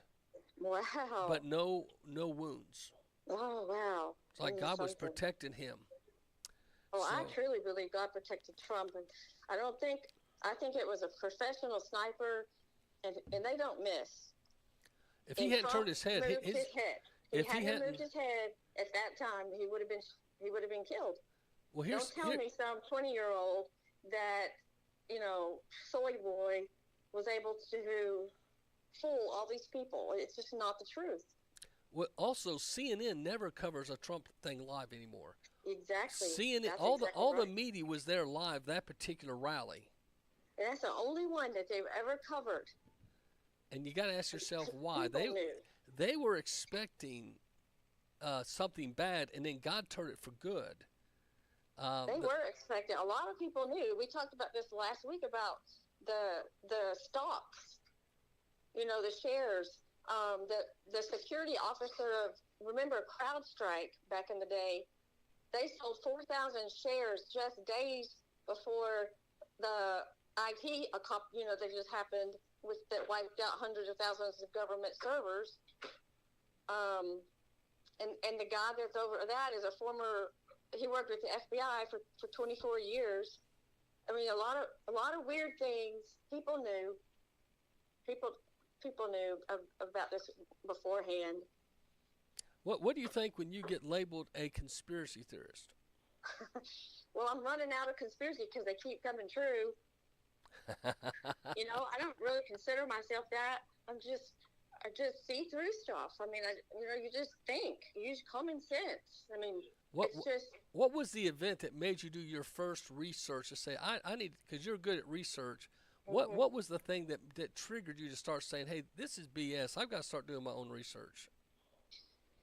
I think when Trump ran for president, and I didn't even really follow him that much. I've seen a couple of his show that he did,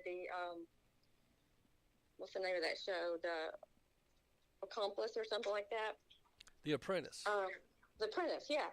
But I mean, I wasn't like a huge Trump fan. In fact, in the primaries, I didn't vote for him. Because I just didn't know. I didn't know. Did you vote for Ben Carson? I voted for Ted Cruz. Oh, Ted Cruz, okay. Mm-hmm. And it was between him and Trump, but I was like, I just don't know. Trump, I don't know what kind of guy he is, So, but then, of course, I voted for him in the election. And then when the WikiLeaks came out, and I started reading some of those emails, and, I'm like, what in the world? And then the Q stuff, and I was already researching because I was on those Reddit boards a lot. especially like after the Vegas thing, I knew the Vegas thing they weren't telling the truth. And so, I would go to 4chan and, read stuff because I just know that it's so obvious they're lying. You can read, I'm a body language person. I can just tell with body language and the way people hold themselves if they're telling the truth or not. Well, now that Elon Musk has the former Twitter, now X, I think that's holding. Have you noticed how Facebook is now? They still try to suppress truth. They still try to. They're bullies, but it's like they've lost a little bit of their zippity doo dah, because I think they realize we'll all just go to X and we'll just ignore Facebook. Facebook's just now been climbing back in usage in the last last year. Because they've backed off on all their craziness, and Zuckerberg supposedly even said he doesn't want to get involved in this next campaign. Yeah, we'll see. Yeah, we'll see. But, I mean, they'll go back to a post. I'll get a notification about something I posted 6 months ago. That'll say, the information in this post, is doesn't. It may not be 100% true or something. I'm like, why are they going back to something 6 months ago? And I'll click on it, and it's like, this is completely true. So it's like they just spend a lot of time going back over people's posts or certain people's posts. Let me ask you this: Did you lose friends by supporting Donald Trump and digging for truth? Whether you sided with Q or not, did you find that you lost some friends over this? Yeah, I felt like there were people that we didn't really agree on a couple of different things, and it's not like we weren't friends anymore. It's just we just didn't have anything in common anymore. Right, it's kind of almost like a drift. Yeah, like a drift, because they, I don't know, just certain things, and I just can't understand why they can't see. But most of my friends are conservative. I know a couple of very devout Q followers. I mean, very devout. I, read all the Q posts when they came out, and I was interested in, and that made me do a whole lot of research. So I think probably that, because I was digging in some of that stuff. And boy, did I find some stuff that I felt like a fool, because I believed this stuff. Have you ever heard of Monkey Works, the guy that tracks all the airline flights? Yeah, I watch him sometimes. Yeah, he seems to really have knowledge, but I'm just gonna I play both sides a little bit, and this upsets my Q friends, because I tell them I don't drink the whole jar of Kool-Aid. Okay. Right. Yeah. They talk about all these flights to Guantanamo Bay, and all these supposed military tribunals, these executions, and that when they released the Kraken, what's her name that said that? Sidney Powell, that she is supposedly some special trained prosecutor in the military courts, but then she bailed on Trump down in Fulton County and agreed to testify against him. Oh, I didn't know that. Yeah. Oh. And you're going, is that part of the plan? I know they say we're watching a movie, but I kind of disappointed to see how quickly she bailed. Of course, she got herself in a financial mess, evidently. But I think they really thought they were going to overturn the election through the court system. That didn't happen. Now, a lot of the courts wouldn't even hear the cases. In the Supreme Court, really, I think, and there may be a reason for it. We'll find out later. But the Supreme Court should have engaged. And absolutely. There were so many things, so much proof. I mean, you have to be a real idiot to think that election wasn't stolen. Here's my thought. If I was Joe Biden and I was the Democrats, and I really believed they got 81 million votes, I would gladly allow a recount, have a party, declare a national holiday, and dance and boogie and rub it in Donald Trump's face. Why didn't they do that? Yeah. Instead, Trump would. instead they went to defensive mode. You know, voting machines were confiscated, ballots were destroyed, and they made them look guilty. So, I know. You know, If you don't have anything to hide, then why hide it? They hid so much stuff, deleted this, and just all kinds of stuff. I mean, it's all coming out now, but it's a little late. Well, that's where now, of course, people say part of the plan, and I know what they're saying is that the Q is a military op that's been in, just started back after Kennedy. Well, then there's a group that tried to say, wait a minute, Q actually started after Lincoln. There was a group of generals, and I'm going, now, come on, that's a little long. So that's my point. Some of these Q guys, now some of them may just be people trying to sell their products, because you got to admit some of these guys, they're rather fraudulent to look at. Mhm. You know what I mean? But then you have others that, to me, very sincere. They have some genuine information, some genuine stuff, and it's just. So I'm saying this to say, how do you keep from getting fooled? You do this research, and you're in the sea of researchers among other people. Mm-hmm. How do you keep someone from taking you down a bad path that ends up being? Because there's a few times I followed some research and found out later I don't think it was true. Right. Did you ever have that experience? Well, if it's something that seems pretty out there, I like to follow certain people on X that are what you would call citizen journalists, and they have a good reputation. If they're going to post something, then it's more than likely going to be true. It may come out. I mean, they are like way ahead of the news cycle.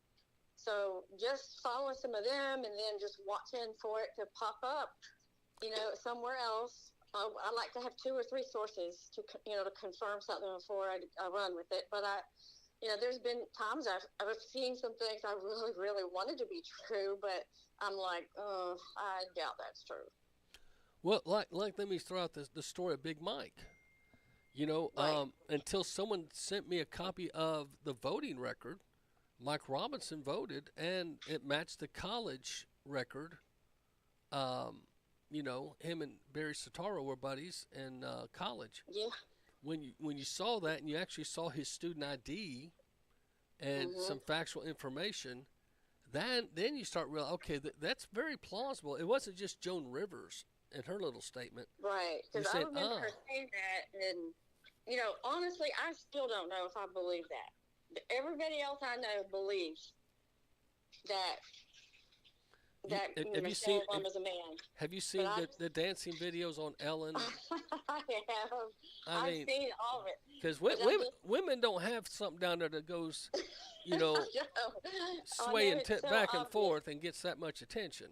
I just don't know why they haven't come out with it yet, because they're so proud of this LGBTQ thing. It just takes up everything. So why haven't they come out with it if they're so proud of it? This is what a friend said. If you remember at the end of his last 6 months, just out of nowhere, they pushed all these gender-neutral bathrooms, because I think they thought Hillary was coming in, and they pushed transgenderism.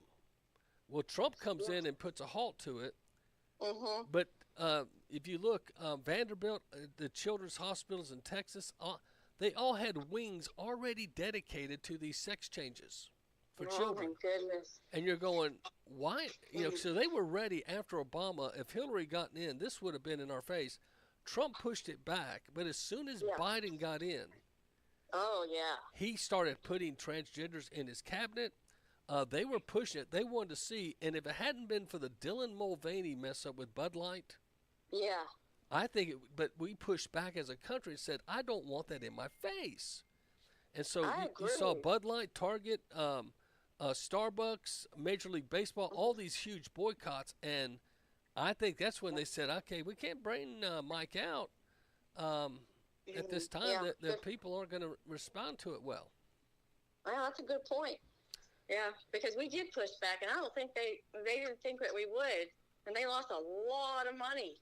Well, people But it's vote a with their big, people powerful vote with their movement. pocketbook and their feet. They may not always show Yeah. up at the voting booth, but Yeah. folks know how to vote with their feet and their pocketbook. Exactly. And I mean, I just can't imagine, like, who thought that would be a good idea for Bud Light? I mean, that is the And then craziest, stupidest instead idea. of saying our bad, they kept trying to resell it for a while, and they They kept did. going under.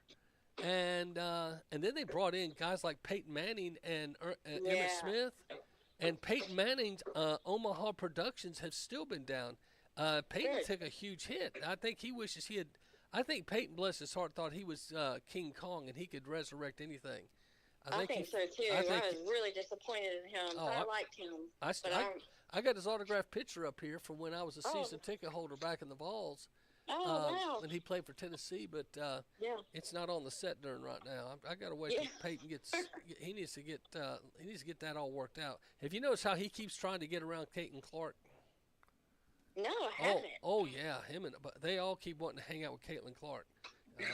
You watch that poor lady. I mean, she can't go anywhere without somebody in the upper echelon of coolness wanting their picture made with her. Yeah, It's not just she's fans. incredible. Oh yeah. Well, real quick, the Olympics are coming up. What's your thoughts on the Olympics? Well, I wish he was in the Olympics. I'd be more prone to watch. Don't you? I can't watch the girl, especially after the All Stars beat the Olympic team. Mm-hmm. Now, Angel Reese from LSU. I bet Mike was proud of her. No, not at all. Oh well, I'm just saying. Yeah. I'm just saying. In that game, she didn't even start, and she had a double in 18 minutes. Yeah. Yeah, 18. Well, as far as that, but I thought you were talking about her attitude. Not Oh. at all impressed with that. No, she's really. For some reason, someone's made her think she's on the level of Caitlin Clark, and she's just not there. She's just not. No. And I think that's one of the reasons they treat Caitlin like that, because she's kind of come in and rained on their parade a little bit, and they don't want her to be the face of, basketball. Well, I can tell you a yeah. quick theory on that. Rumor is the WNBA was approaching bankruptcy, and the NBA was getting tired of financing them. Oh. And word is they wanted to go bankrupt so they could resurrect a new league without the NBA. Really? That's a rumor out there at one of these sports blogs. Mm-hmm. But say that's your plan. You should have ditched that plan and embraced Caitlin Clark. But evidently, some of these high feminists do not like their attachment to the NBA, and that the NBA still controls them, even like their media rights. You know, and so anyway, they're supposed to be adding 2 more teams. Mm-hmm. There's a lot of good players not even allowed to play because you only have so many spots. But if they were smart, this is what Colin Cowherd said on the Herd. He's a great sports guy. He said even if you put Caitlin Clark and Angel Reese on the bench and didn't play them much, the eyes would be there. He goes, you're about to go. Caitlin doesn't play for a month now because she's on the Olympic team. Right. They postponed the league for 4 weeks. Without her, the women's basketball is now going to get pushed to the back. They're going to be talking about spring practice with the NFL, college sports, and then, of course, in the Olympics, the darlings being the gymnastics, the swim team, things like that. And women's basketball, especially with them being a little pouty, no one wants to watch them. I know. And it's like, oh, how dumb are they? I mean, they would have gotten so much more viewership. And she deserved to be there. Well, do you have a favorite part of the Olympics? I like to watch the gymnastics. That's Judy, my wife. She loves the gymnastics. Yeah, and it's I like that. And then in the winter, I like the ice skating and stuff. I don't know how they do all that.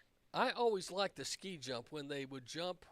Oh yeah. And hang in, and I'm going, man, because that's something I would not do ever. Oh, ever. my goodness. I'm not jumping and just in midair, like going, "Oh crap! I could break my leg or my face." But well, you got to come down right on the right exact spot. One time if I did that, I'd be dead.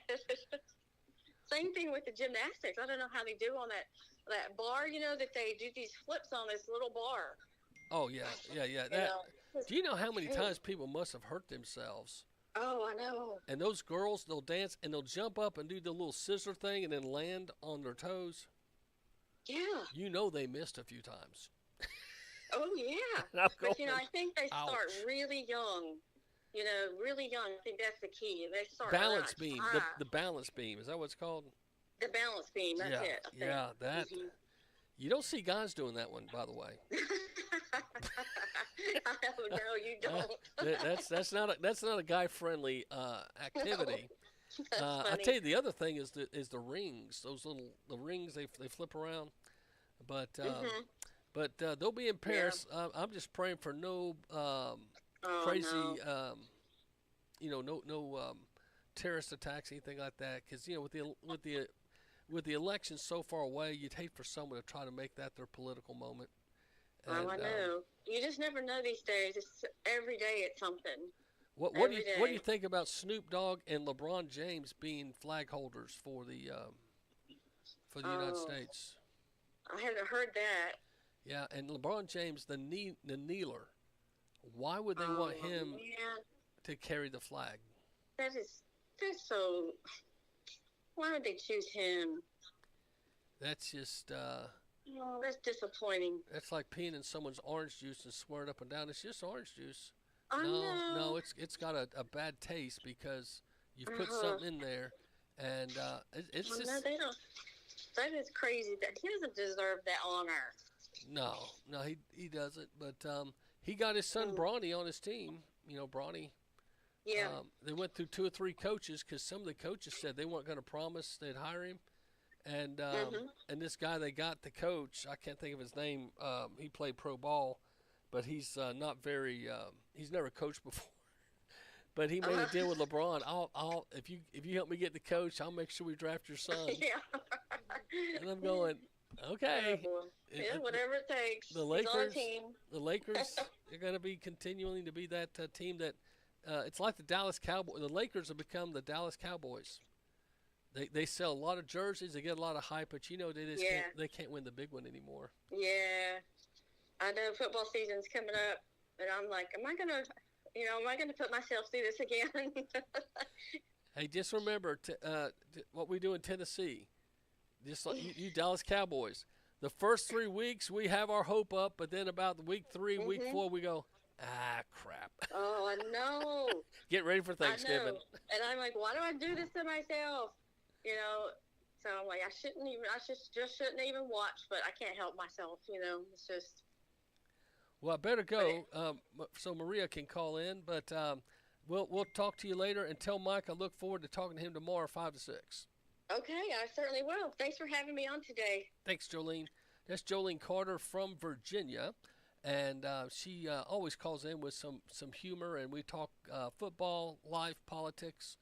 And her and her husband, Mike, are on a journey right now.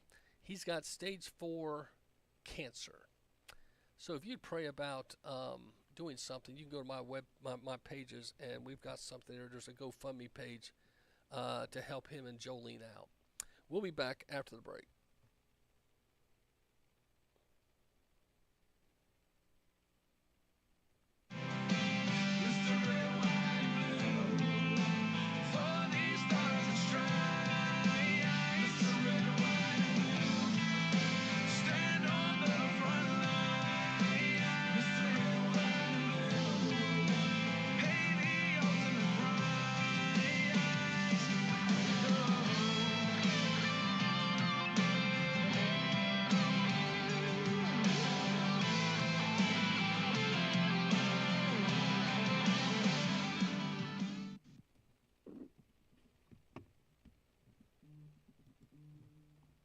Hi, this is Rob Mitchell, Rutherford County Assessor of Property, and I love to listen to the Macil Duncan Show because it's one of the few places that actually tells the citizens the truth about what's happening in their community and in America. I know that when I listen to Macil's show, I'm hearing the truth, and I'm hearing an honest man give an honest opinion. Thank you, and God bless you. It is time for Christians to roar, to make a difference in the community. That is the belief of Metro Tabernacle Church and Dr. Steve Ball. They have the School of Roar. The School of Roar is hosting a summer 2024 The Prophetic. Classes open to everyone, and registration is free. Do you want to learn how to work more in the prophetic? Attend one of the class schedules. Registration deadline June 2nd. There will be a class Tuesday, June 18th at 6:30 p.m. and one again July 16th at 6:30 p.m. You can register at the website metrotab.net or myroar.org. That is myroar.org.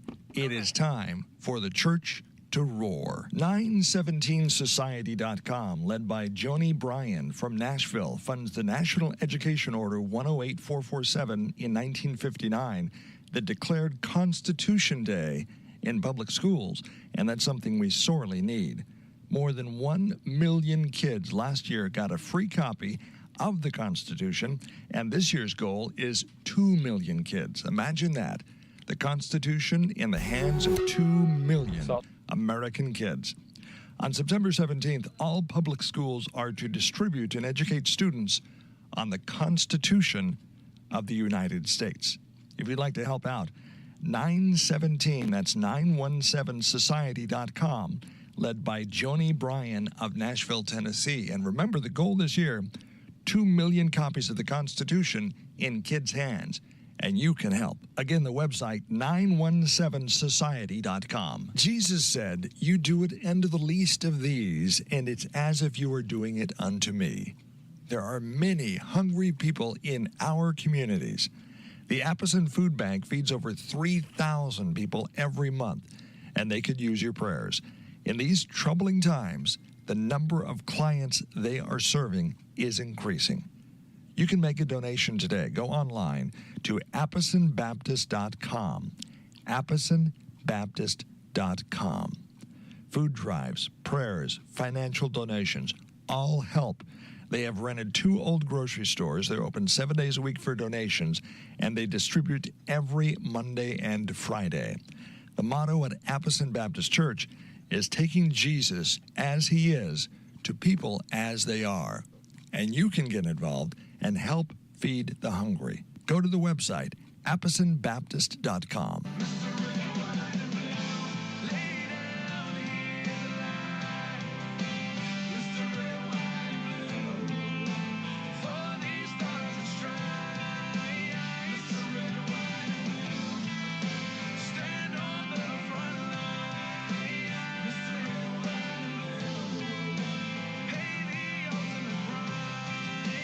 Meantime, ahead of that planned primetime speech, Israeli Prime Minister Benjamin Netanyahu will be on Capitol Hill. The world leader set to address Congress today, seeking support for Israel's war against Hamas. His visit leading to heightened security all across the district. And that's where we find our Melanie Alnwick, who has been live on Capitol Hill this morning with the latest details. Mel? Hey guys, let me set the scene for you here at 3rd and Constitution and 3rd and Pennsylvania, right over here, which is where it's going to be sort of protest central today. You're seeing a large group setting up for speeches and demonstrations. Over here in the corner, we've got all those sticks. Those are hundreds and hundreds of signs that they expect protesters to come and pick up. We've seen a number of protesters starting to gather here already. We can tell you the Answer Coalition has 24 buses on the move to D.C., some from as far away as Georgia, Michigan, and Indiana. So what's going on in D.C.? If you haven't heard, there is a huge uproar. Netanyahu's in town. They have released maggots, bugs, and pulled fire alarms at the hotel he's at, and they've destroyed the lobby. This is all crazy. We got Marie Wagner, Moms for America, on the line. Maria, how you doing? I'm doing good, Macil. How are you doing? I'm good. I'm having a tough time seeing how January 6ers were rounded up like they were criminals, and these kids are getting away with pretty much the same thing, with a lot worse. Yeah, it's infuriating. I mean, they stormed the Capitol yesterday, and yeah, there were a few arrests made, but who knows where that's going to go. And now today, right at the Union Station in Washington, D.C., there's hundreds of them, and I like how Netanyahu calls them useful idiots, because they are. They have pro-Palestinian protesters that remove the American flag outside Union Station, replace it with the Palestinian flag, and doused our American flag with lighter fluid and set it on fire. It's absolutely vile. Well, let me ask you this. Do you think Netanyahu, when he landed, there was no one there to greet him? Normally it's the president or the vice president. Of course, Biden can say he's got, issues. But Kamala not only didn't greet him, she skipped his speech with a lot of prominent Democrats. Do you see this as a problem moving forward? Absolutely. I mean, I can't remember what show I was watching last night, but it's like really, really hurts our relations with them as being so pro-America, and it was just so disrespectful. Yeah, I can't believe that America, that we've breeded. Of course, it's a higher education, teaching these kids, scream, get what you want, blow whistles, don't let others speak, and they've bought into this, but I'm just curious. Let's see. Dominic Michael Tripp says people are in for a rude awakening. She's becoming the odds favorite to win within 72 hours. They're trying to claim that Kamala Harris has already leapfrogged Trump in all polls. Do you believe this? Oh, yeah, right. I think they're really going to try hard to push those lies out for sure. Yeah, they're. This is Dominic Michael Tripp. And then, anyways, this is my Georgia Bulldog reporter sending me this stuff, saying that we're in for a rude awakening, blah, blah, blah. But what's your thoughts of Kamala coming out and getting the Queen treatment? I find it infuriating. She's done nothing. She's failed miserably. I don't think her ratings have ever been over 1%, and I can't believe I see people with their, with their Facebook posts on their main screen saying, "I'm with her." It's like, okay, what are you with exactly? Well, they said TikTok. This is Dean Blasimo on his X account. He goes, been on TikTok a few months experimenting. It's unbelievable how programming flooded the timeline of all these new Kamala. She's all over the place with all these supposed new supporters. I don't think it's any shockaroo that China would love to have the Democrats stay in power. And I think China runs TikTok, right? Yes. So yeah, they do. That's why I don't load that app on my phone. Yeah, I haven't either. My buddy Sab, when I used to be on Nuga Radio before it folded, he would really defend TikTok. But I just when all the government officials said don't put it on their phones because it's a spy app.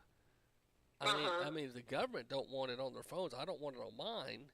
But but then he said, well, hey, the Facebook is nothing but a spy app for the FBI and NSA. And I said, yeah, that's true, but at least they're Americans.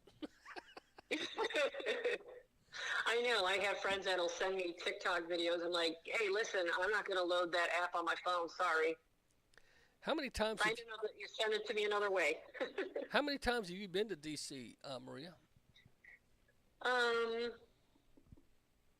Gosh, I might be heading there at the end of August. Maybe half a dozen. When you go now, because you're with Moms for America and you're one of the leaders, since that, the thing that I never got an answer from was when Biden first took over, the inauguration, they locked down for 6 months and they had the fencing, and they had the Capitol, the Supreme Court, the White House. Everything was locked down, fenced in, all that high security, 30,000 troops. No live reporting, no helicopter flyovers. When you go to D.C., do you see any changes from those days? The last time I was there, it was kind of in a different location, so I didn't see, near the Capitol. But I do remember all that fencing from years ago and how eerie it looked, and buildings were boarded up. Yeah, I just wonder what made them do that for so long. Now, of course, if you go to the Q community, they've got a reason.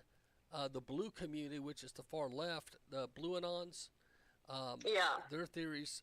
It's interesting to learn more about the blue anon theories because they take some. I think what they do is plagiarize some of the QAnon theories and they spin it for the liberal perspective.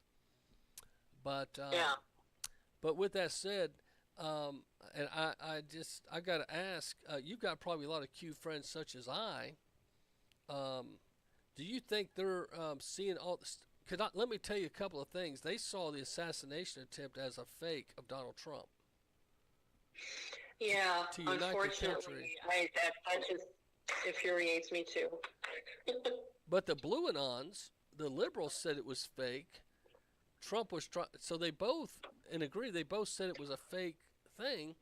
But now the more you hear in the hearings and stuff that's coming out, did you hear this kid researched the day before, supposedly on his computer, about the JFK assassination? Yes. That might have been the day he was registering to vote or something, like some coincidence. And then when they went to the house, the Eli Crane reveals Trump shooter's home was reportedly scrubbed clean like a medical lab. No silverware or trash was found in the home. No fibers, nothing. Now that's interesting. It's very disturbing, especially when you know that the Heritage Foundation, they have an offshoot called the Oversight Project, and they tracked a bunch of cell phones that had visited the home of the shooter, and then going between the shooter's home and D.C. So, and the FBI building. Yeah, near the FBI office, yes. Yeah, so you got to wonder. And then did you hear the clip I played on ABC? The field reporter said the government attempt to kill Trump. Yes. Yeah, I played it, and I've played it now 3 times on the show today. And that was George Stephanopoulos from ABC asking his field guy. He didn't retract it, and I've looked online. I've not seen a retractment yet from ABC News, and this was last night. And you played it so it sounded like government to you, correct? What's that now? You played it over and over, so the word was government. Yes. Oh, yeah. There's no doubt. I played it 3 times with Jolene in a row just so folks could hear that. The word government. So, and here's the other thing someone brought up. CNN never covers Trump's things live, and they were covering that rally live that day for some reason. I heard that before, too, and that's really eerie. It's like, why would you do that unless you know something? Yeah, just all of a sudden, because don't forget, when they raided Roger Stone and some other houses prior to Mar-a-Lago, CNN just always happened to get a tip, and they were there. Do you remember that with the FBI? Oh, I didn't know that. Yeah, it's like 4 a.m, and they're storming Roger Stone's house. The guy couldn't even run to the mailbox. He was no flight risk. Right. His lawyer said he would have surrendered to the authorities just if they would have told him. But they broke his door down and treated him like he was this domestic bomber. And but CNN just happened to be there. There's so many layers of violence right there. I mean, storming down his door, like you said, that is just weaponizing the government against your opposition. and then telling the mainstream media, tipping them off. It's just, there's just no words for how violent, how deeply evil that goes. Well, they evidently, well, and then talking about using the media in maybe a sneaky way. What's your take on Joe Biden, the letter that got dropped, but it wasn't on a presidential seal? The signature didn't match, and the grammar was kind of bad. But him announcing he wasn't going to run, no mention of Kamala, and then his X account acknowledges Kamala, and over half their staff said they had no idea this was taking place. Yeah. I heard that over half her staff, right? Yeah. So, well, actually, half of Biden's staff had no idea. I don't know about her staff. Now, something that Jolene Carter brought up to me, and you may have heard, Kamala has 92% of her staff since she took vice president has resigned or been replaced or left her because they said she's hard to work with. Well, it was hard to keep track initially, how much turnover was her employees. Well, Axios and those are kind of liberal. They report it's 92%. So that's a lot of people that get near her and say, I can't work with her. You got to wonder how that's going to play out in the as right now they're making a storm about her like she just won, Miss USA. And right. But I think her sound bites and this Jolene and others brought up, I'd like your thought. Are they using her as a distraction and then at the convention going to bring someone else up, or do you think that's just totally stupid?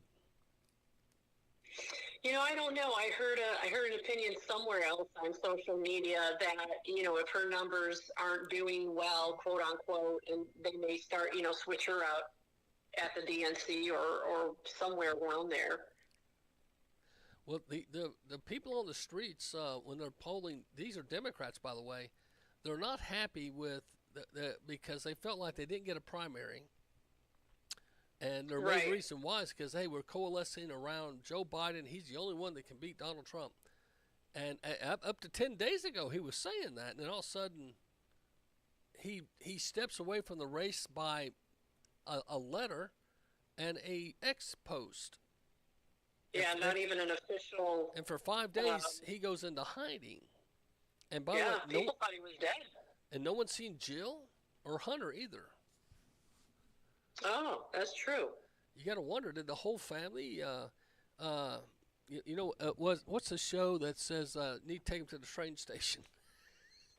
The what? There's a show that Kevin Costner was in, and I've not watched it. It has too much language, but people say the big take him to the train station means shoot him. Take him out there and kill him. But out behind the barn. Yeah, it's kind of like take behind the barn mentality. But yeah, we're in Tennessee. That's what we have to say. Because he's going to speak tonight at 8:00. Oh, really? But you got to wonder, what's he going to say tonight?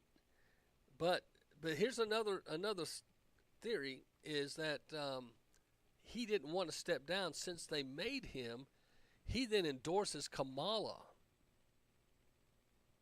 and gives them like the middle finger, like, okay, you're forcing me out. I'm gonna, because they evidently Obama doesn't like Kamala being the candidate. That's the word. I don't know.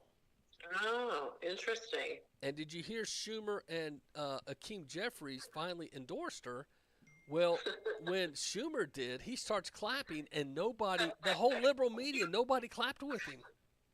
I was going to bring that up. I watched that little sound bite, and he just, it was such an awkward moment, and he was clapping, and oh my gosh, yeah. And he looked up like, help me, and know what, I'm thinking, now 90% of those people in that room are liberal media. If they were really behind this choice, I think they've been clapping, whistling, but they're like going, nah, we're not happy with this.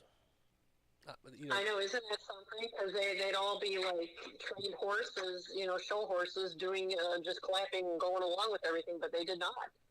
Well, did you hear Black Lives Matter is ripping the Democratic for installing Kamala Harris without due process? I was shocked to see that, and I saw the Hodge twins even commented on those guys on BLM, saying, "Wow, you're actually saying something we would say," and Yeah. that was shocking to see. In the with Moms for America, you guys are involved in so much, but the political arena is definitely one of that you guys don't shy from. I think Moms for Liberty as well, but you guys have been established longer, and you tend to evidently have the longer track record. But when you're looking at this upcoming race, have you guys had any thought? Because it seems like the Democrats are doing something we've never seen before by pretty much installing Biden as their candidate, and then they install Kamala. Do you think they're missing the will of the people? Oh, absolutely. You would think the people would be infuriated by what they're polling right now. Are they going to say anything? Are they going to stand up? Oh my gosh, it's like, the will of the people just continue to be trampled on because they do what they feel they can do. Yeah, I feel that there's going to be probably a time of, and this is my opinion, I think they're going to do their best, because right now on TikTok, they're trying to sell her. But the more of her truth comes out, for instance, like they made fun of Trump and Stormy Daniels. She's got a lot of sexual exploits with married men and stuff back in the day. And how she put a lot of black men in prison when she was the district attorney in California. I read that. And she was not lenient at all, especially on the possession of marijuana. And then she gets on the Breakfast Club and brags about smoking and inhaling. But she had one of the large, and she would not. There was a couple of cases that a guy was innocent, and she wouldn't drop the charges. They had to go around her. So anyway, everyone's got a past, and I think hers isn't going to favor her. But the media can be. Look what they did with Biden. I mean, hiding Biden. But what do you think? What do you think about the House Republican filing articles of impeachment on Kamala today? I say, God bless Andy Ogles. Yeah, I think he's got a point. Do you think Johnson's going to embrace it, or do you think he'll shrink away from it? I don't know. It's hard, that guy's hard. It's hard to tell. I mean, you hear him do and say good things, but then there's other things that we really get disappointed about. It's like, I can't believe he did that, or I can't believe he said that. Yeah, what do you think? I think he's trying so hard not to mess up. He's messed up a few times, because in the middle, he gets thrown into this in the middle of when they ran off McCarthy, because usually you have to politic for this position, you have to raise money, you have to have financial backers. So when they got rid of McCarthy, and then they didn't, McCarthy made sure Jim Jordan and Scalise didn't get it, and then the other failed guy. But then the other gentleman said, "Listen, I say we do hand ballots and not these secret ballots anymore." Do you remember all that? Then the Byron from Florida, different ones came up and said, "Well, listen, McCarthy promised us if we would not put anybody, he promised us all these positions and all these things." And so McCarthy got made to look like a fool, and then they brought up Mike Johnson, Captain Integrity, prayer warrior. But he did not campaign plan. He didn't have a war chest. He doesn't have a legal team. I think he's really, and plus you throw him in a meeting, the Speaker of the House, the Speaker of the Senate, the President and Vice President. He's the only Republican in the room. Yeah. And they got him out experienced and probably outgunned. I just try to throw myself in people's shoes, and I see where Mike, if he survives this and is Speaker when Trump is president, and he'll have his backing, I think we're going to see a much better Mike Johnson. Good point. At least, I guess it's always good to do that, Macil, because in this volatile political climate we're in, I think both sides, I know me included, are so apt to just jump and just get so angry when a politician votes one way or the other. So putting yourself in their shoes kind of helps put things in perspective. Well, my friend Todd Gardenhire, that's running for re-election in the Senate, people have thrown up some of his voting record on him, and I'm not crazy about everything he voted for, but I know other things he stood for, and he's very pro-life.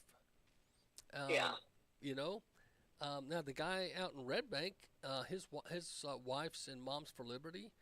I'm sure he's a good guy. You know, I don't know him. I mean, no one's reached out to me, so I have no idea who I don't even know his name, but I just think Todd Gardenhire is going to do a great job, and I believe too. Todd's the chairman. He came and spoke at my church a few weeks ago, and he's the chairman of the legal team that basically any challenges to the abortion ruling, and the Democrats are going to bring them. It has to go through him, and he guaranteed on Sunday at my church that he's pro-life. He goes, over my dead body will I allow them to. And when Cameron Sexton, when the speaker came to him and asked him to do this, he said, "I'll only do it if you'll stack me some good supporters. I don't want a bunch of mamby-pambies in there." And he goes, he goes, "I only got one." He goes, "I've got 4 solid pro-life guys. I got a 5th one that's a little and then there's 4 Democrats. They always won to the advantage. So he's got a strong base. So if you're pro-life, take that in consideration when you're considering who to vote for." Exactly. But I'm trying not to endorse too many candidates. I got bit with that back in the mayor election. Well, because the guy I support, I love to death, but now he's been so out of it. I mean, he got his feelings hurt. He won't even participate in the GOP functions, write checks, or anything. And here I am. I put my neck out, and so Weston Wamp and them probably still have some hesitancy to, to see if I'm sincere, which I have been. I told Weston I would help him. I pray for Weston, and I wish him well. But with that said, politics is a messy thing. Would you ever run for office, Maria, or do you think it's just too toxic? Gosh, it is pretty darn toxic. I mean, I enjoy helping people that are running, giving them any resources I can at Moms for America. That's where my heartbeat is. But to run myself, that, like you said, it's going into a snake pit. It's very toxic. I've had 2 camps approach me about running for commissioner of District 7 and for school board. And they even they even said, I said, I'm a preacher. And they go, "Don't worry, we'll take care of the money for you." And I said, well, I think I'm more value to you in the role I am now. If I ran for office, I don't know if I'd be as valuable. Does that make sense? Well, it does, because you wonder, for lack of better words, would you be muzzled in certain ways as an elected official, right? I mean, where now you can speak freely. Nobody muzzles me. I can tell you that. The GOP would probably be a little afraid to embrace me, because they know I'm not going to. If they do something stupid, I'm going to call them on it. Good. I would not sit there and go along to get along, but I just don't know. But if you ran for office today, Maria, can you imagine? Because look what these families go through, and the spouses and the children. They've taken politics to another level, and I wish some way we could tone that down, because I think spouses and children should be off limits. But they went after the Trump kids, so they went after Hunter. The Democrats, they started this going after Trump's kid, Don Jr. especially. If they hadn't done that, I don't think they would have went after Hunter so much, because if you get down to it, Hunter, yes, he's a creeper. He's a pedophile and all that, but if he hadn't, his last name wasn't Biden, I don't think they would have gone after him. Do you? Yeah. I just don't. Yeah, it's a good point. And it's toxic. I mean, I remember years ago back in the town we lived in the Chicagoland area. The really good guy. We met him. He was running for mayor of our town. I watched, and it was our own side. It wasn't even the Democrat side. It was our own side that wanted to. They had their candidate to run against him in the primary, and they literally spent so much money smearing this guy and twisting things and lying. Very expensive mailers they sent out. It ruined him. Well, I mean, he was a principal of a middle school, in the school's like, we got to let you go. We can't take this. Yeah, that's the other thing is, it doesn't have to be true. No. You just throw enough mud against the wall, some of it's going to stick. Exactly. And, just as long as it sticks. And that's exactly. where.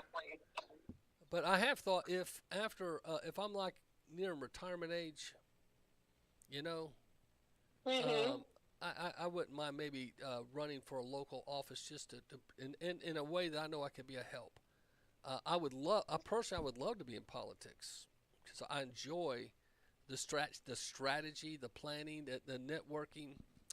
But I'll be the first to help with your campaign then. No, feeding the hungry is more important. And absolutely. And the Chattanooga Food Bank, you know, we've got a new leader down there. She's not very pro-Christian. She's very much. She's harder on the churches than any other. I don't know why. But I'll save the rest of my comments for later. But I'm meeting with my lawyer tonight. But she's she's put out some new rules, and we're all going, I don't know about that. So you can't continue to hamstring Christians, and you know, because if we don't push back, nobody will. You know what I'm saying? And so, hey, let's jump to another quick topic. The Olympics are coming up. Do you have a favorite game or any Olympics that you like? Oh gosh,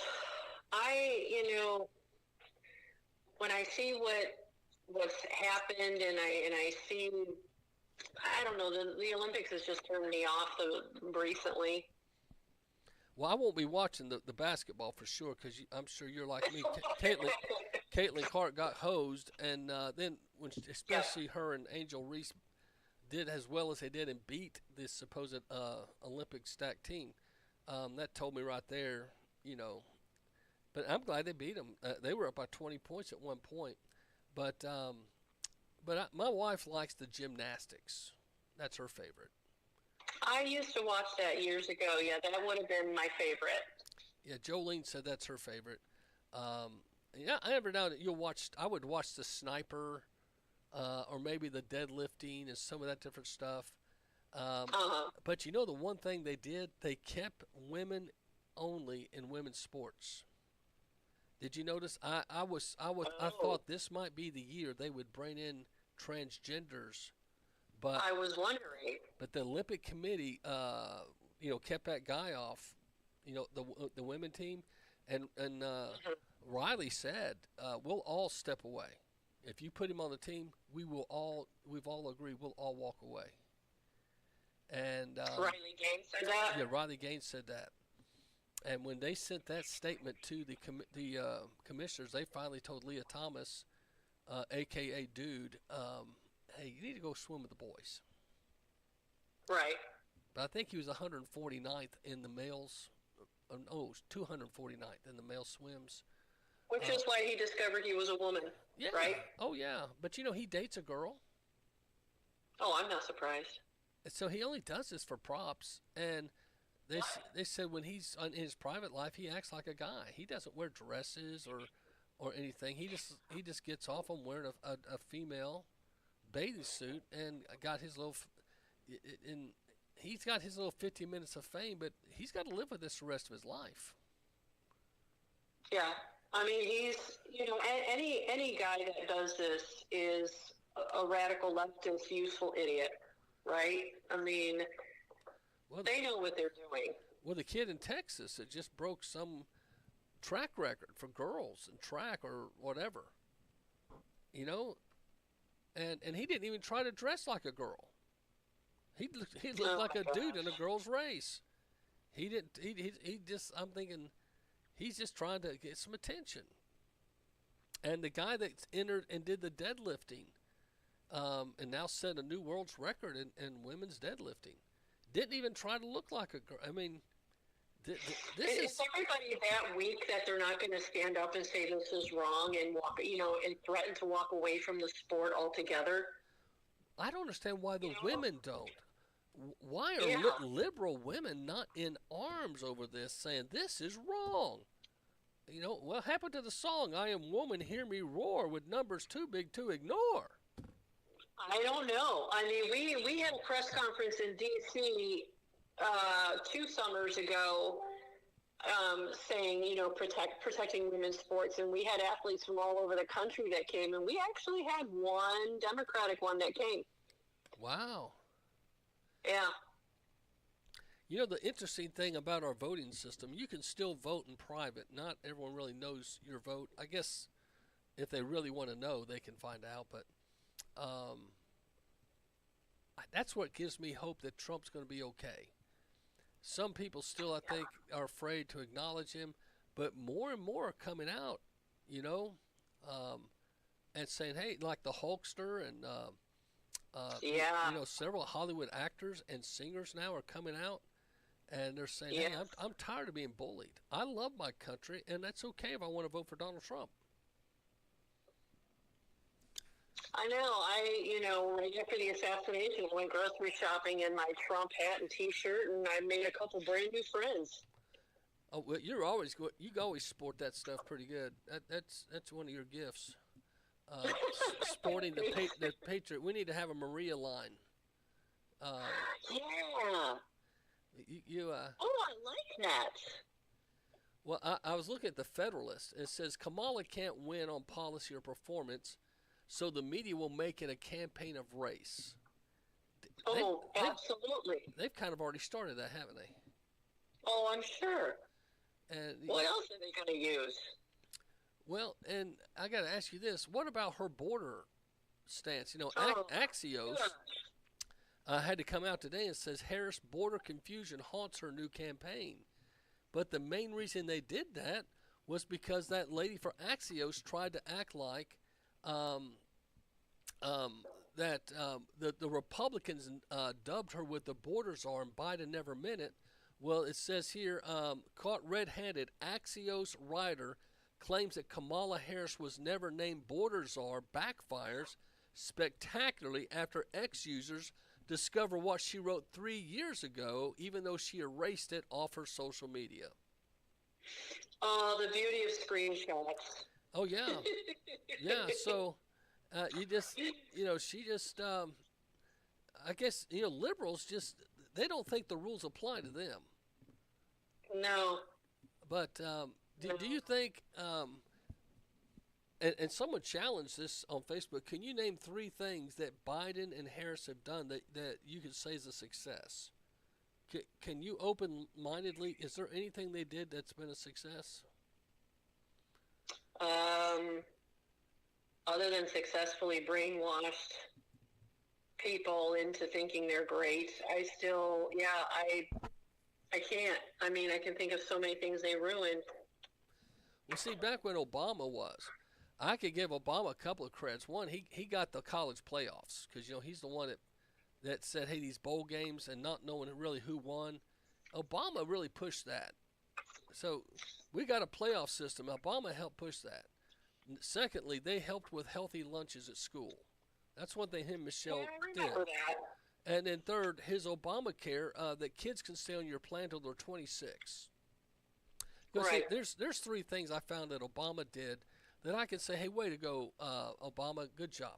I can't find that with Biden. I've really tried to think, is there anything I can say, Biden, thank you for this contribution in my life? I can't think of a thing.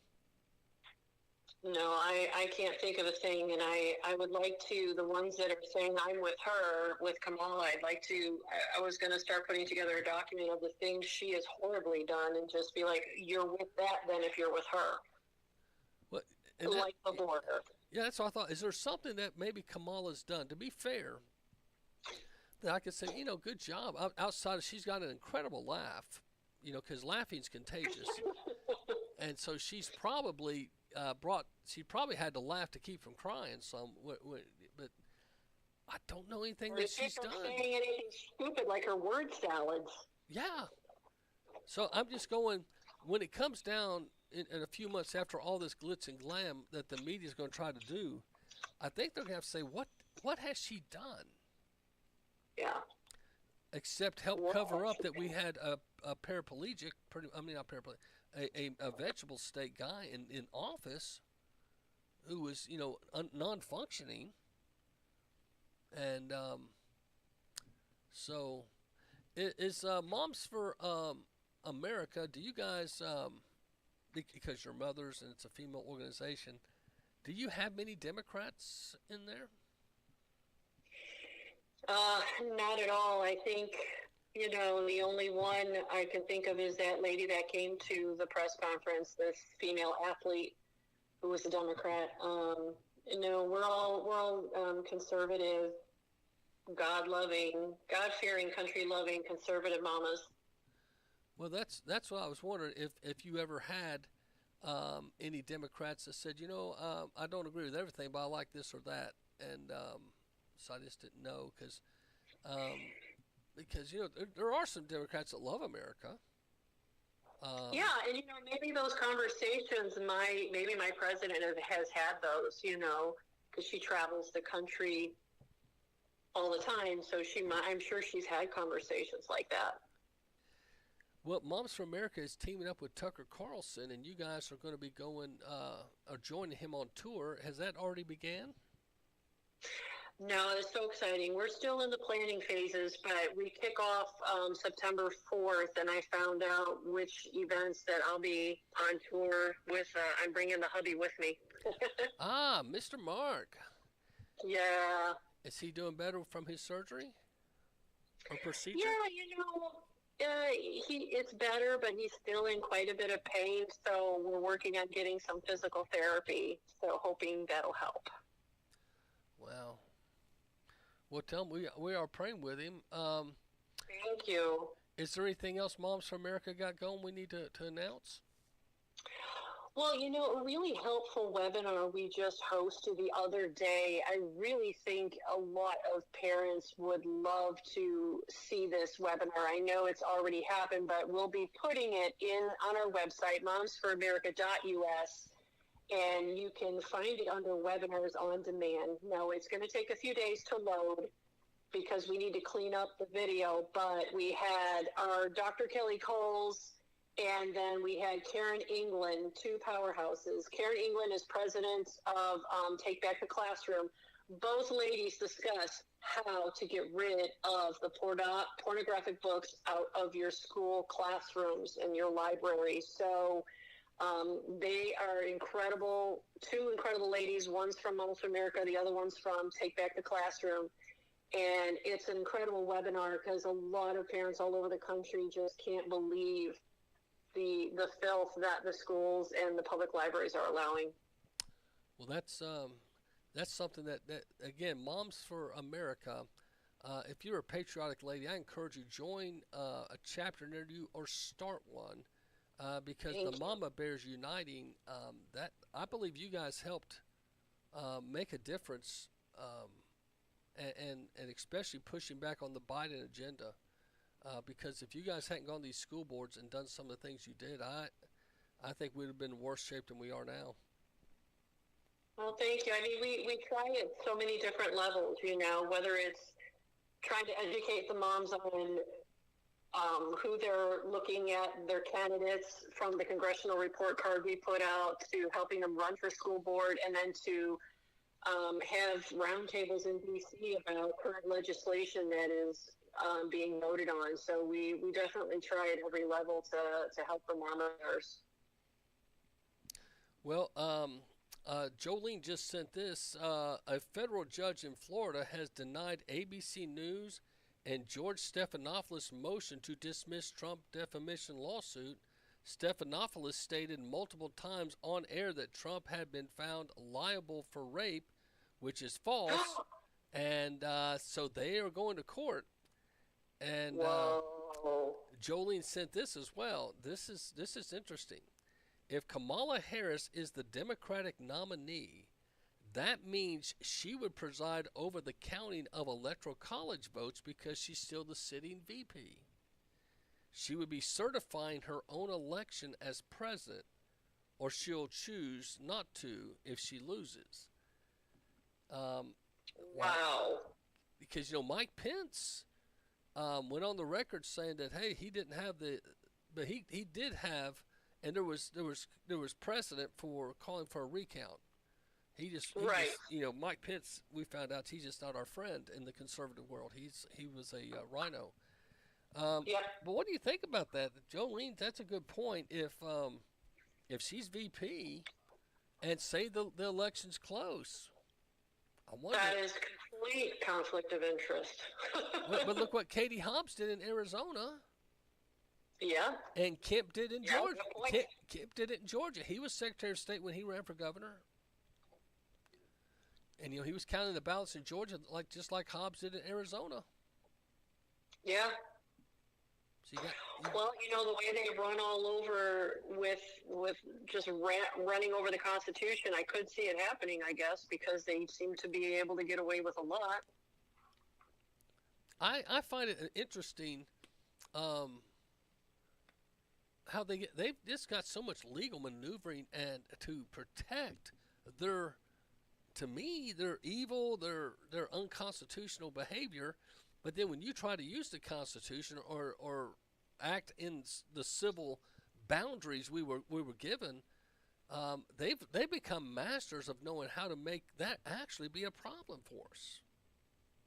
Have you noticed that? Yeah. There's extremely smart, but extremely evil. Like more rights for criminals. Oh yeah. I mean, criminals know today. Hey, I can get off. If I get a good lawyer, and they can find some little misstep in the investigation, even though they're truly guilty. You didn't cross this or that I, and you're going, but this person did it. It's pretty obvious. We've proven it. Yeah, but right. Did you ever watch Dirty Harry? Oh gosh, so long ago. Clint Eastwood, go ahead, make my day. But this guy was the killer in the first original Dirty Harry, and by the way, Frank Sinatra turned down the role. Frank Sinatra was first asked. It wouldn't have been the same. He's shorter, but they actually had a picture of him in a trench coat, and him saying, "Go ahead, make my day," and he turned it down, which is great because it made Clint Eastwood. It just wouldn't have been the same, Yeah. That thing where he says, "Well, punk, do you punk?" It's all Clint Eastwood. But at the end, towards the end, he's upset because he found the guy. He was guilty, but because he went into his house, even though he found the weapon, he went in without a search warrant. And but there was a girl's life at stake. And I don't know if you remember, she ended up dying. And you're going, gosh, at some point in time, I feel for these police officers and deputies. There's times that they know what they need to do, but they're afraid someone's going to whip out their phone and videotape them or whatever. Or they're muzzled by their own mayor or chief, told that don't do a pursuit, don't pursue them anymore. When they're chasing a criminal and they get away. By the way, what do you think of the Chattanooga police chief resigning and then being arrested on 17 counts? Isn't that wild? She's from Fulton County, and she's pals with Fannie the Wanny Willis. Oh, my gosh. Isn't that interesting? Know that. Yeah, so our mayor, Kelly, brought in, and we had plenty of people within the department. I went to high school with Dana. She was the assistant chief of police. If you wanted to have a female police chief, she was your girl. She was well liked, had the morale of the people. Wow. But her and her husband were career police officers. They lovingly just stepped in retirement. They didn't want to be a problem. But if I was him, I'd call Dana back and say, "Hey, would you at least be interim chief?" I mean, Because this is Right. damage control city, 17 counts, and one's election fraud. And Yeah. And she's the DEI hire, correct? Oh yeah, and but she wanted to maintain her voting in Fulton County. If I understood what the accusation is, allegedly, she wanted to be able to vote in Fulton County and in Chattanooga. Unreal. And she's the police chief. Or was. It just, the DEI hires backfire all the time. Well, CNN News let go of 100 employees 3 weeks ago, and then 10 days later, they cut their DEI staff in half. I think a lot of that is going to happen at John Deere. Have you been following Robbie Starbuck? Oh, yeah, well, he did a Tractor Supply and John Deere. Way to go, Robbie the Starbuck. Now, he's the guy they kicked off the governor ballot, right? For They sure did. Remember, he ran. He had to go to court, and they said it's illegal to kick him off, and the GOP wouldn't put him back on even though he won in court. That I don't understand. Was Governor Lee so afraid of Robbie Starbuck, you think? I bet. Because I remember he was supposed to come speak at our press conference we had up in Franklin, Tennessee, and that was like the day that happened. He's like, Maria, I'm sorry, I gotta go be with my attorneys now. Well, I tell you what, he is with that successful move that he did with Tractor Supply, which is a Tennessee-based company, and then John Deere. He's got himself back in the visibility of a lot of people.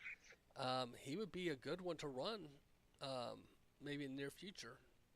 For something. Oh, absolutely. And especially, I have yet to watch it. I want to. It's his documentary that he made with his wife, The War on Children. That's he seems like just a super conservative guy. I don't know him that well. I've only just watched his stuff. I've actually never met him. But I've had a lot of friends that like Robbie Starbuck and think he's the real deal.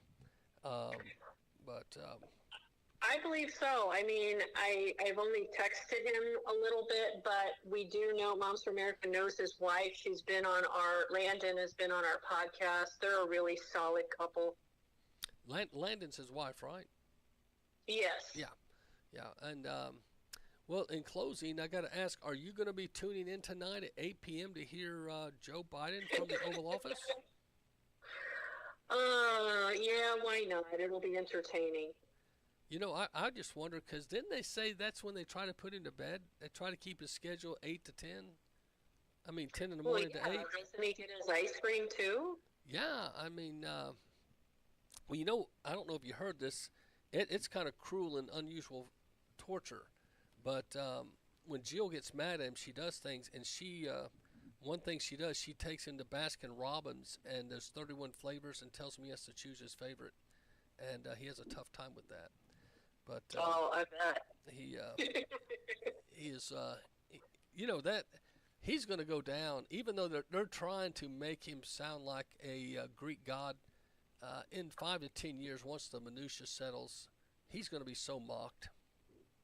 And the Democrats, for putting up a guy that was pretty much comatose. This isn't going to sit well in history. But that's why I do not think in 2024 they're going to be able to get Kamala across the line. Now if they bring somebody else in new, and I still don't know why they don't embrace Kennedy. And then if they mended that bridge and embraced Kennedy, he'd be a much more honest candidate for the country. Yeah, but they can't control him, so that's probably why they've distanced themselves from him. But he's liberal. He's pro-abortion. He the only thing is he's not big pharma. He's not big fan of big pharma because his voice, he swears, was affected by a vaccine. Yeah, it was vaccine injury. So I think that's why. I mean, he has a personal reason, and big pharma is a big part of the Democratic platform right now. By the way, Marsha Blackburn just sent me, I'm sure she sent some others, They just posted again the platform for the GOP after the convention. I guess maybe I need to check. I haven't looked to see if anything changed. But have you noticed anything in the GOP platform that you don't agree with? I haven't glanced it over, but I have heard that they don't.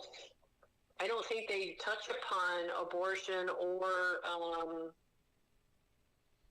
what is it, homosexuality, or there's certain things that used to be in there, I heard, that are not anymore. Yeah, they want to broaden their tent, so they've gone light on the homosexuality. I'm waiting to see if they're going to go light on the transgender. But I personally feel a third party's in coming. Really? Yeah, I think the libertarians are going to get a little bit of both parties. I can see libertarians because what's going to happen, the Republicans are becoming libertarians. You know what I mean? In a lot of ways. Yeah. But I think there's going to, I could see a group of, if a lot of right-wing Christian Tea Party types try to tighten up the party, I could see people jump into the libertarians, because the libertarians pretty much, bring all of our troops home. We want America to worry about America, not the world. They got some liberal views too. But what's your thoughts? If we had a third party, do you think it'd be libertarian, or do you think it'd be something else? Well, you bring up a good point with that theory, because, if you have people that are trying, like you said, tighten up the Republican Party, and some that maybe are just slightly right of center, I could see them heading over libertarian, and then you've got maybe on the liberal side, the ones that aren't as extreme as the ones we know want to jump ship and leave their party, but maybe not go Republican. So I can understand that theory. Well, see, Trump is not as conservative as we are. He is a former Democrat. He's pro-Second Amendment. He's pro-life, but he has gauges in the pro-life. And so I'm not naive to believe that. But I think he knows he can't win without the Christian vote. He courts and he's the first one that really courted the Christian vote in quite some time. I think it's been since Jimmy Carter, since anyone really courted.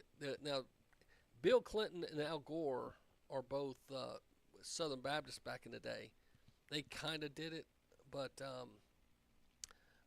my point is, by courting the Christian vote, there's a lot of Christians that want everyone else to adopt Christian values, and they're not Christians. That's going to be the rub, don't you think?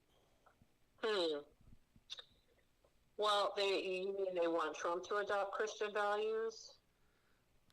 By the way, we're signing off on 96.9 FM. Marie and I will keep on with Macil Duncan Radio and X just for a moment. I want to finish this thought. The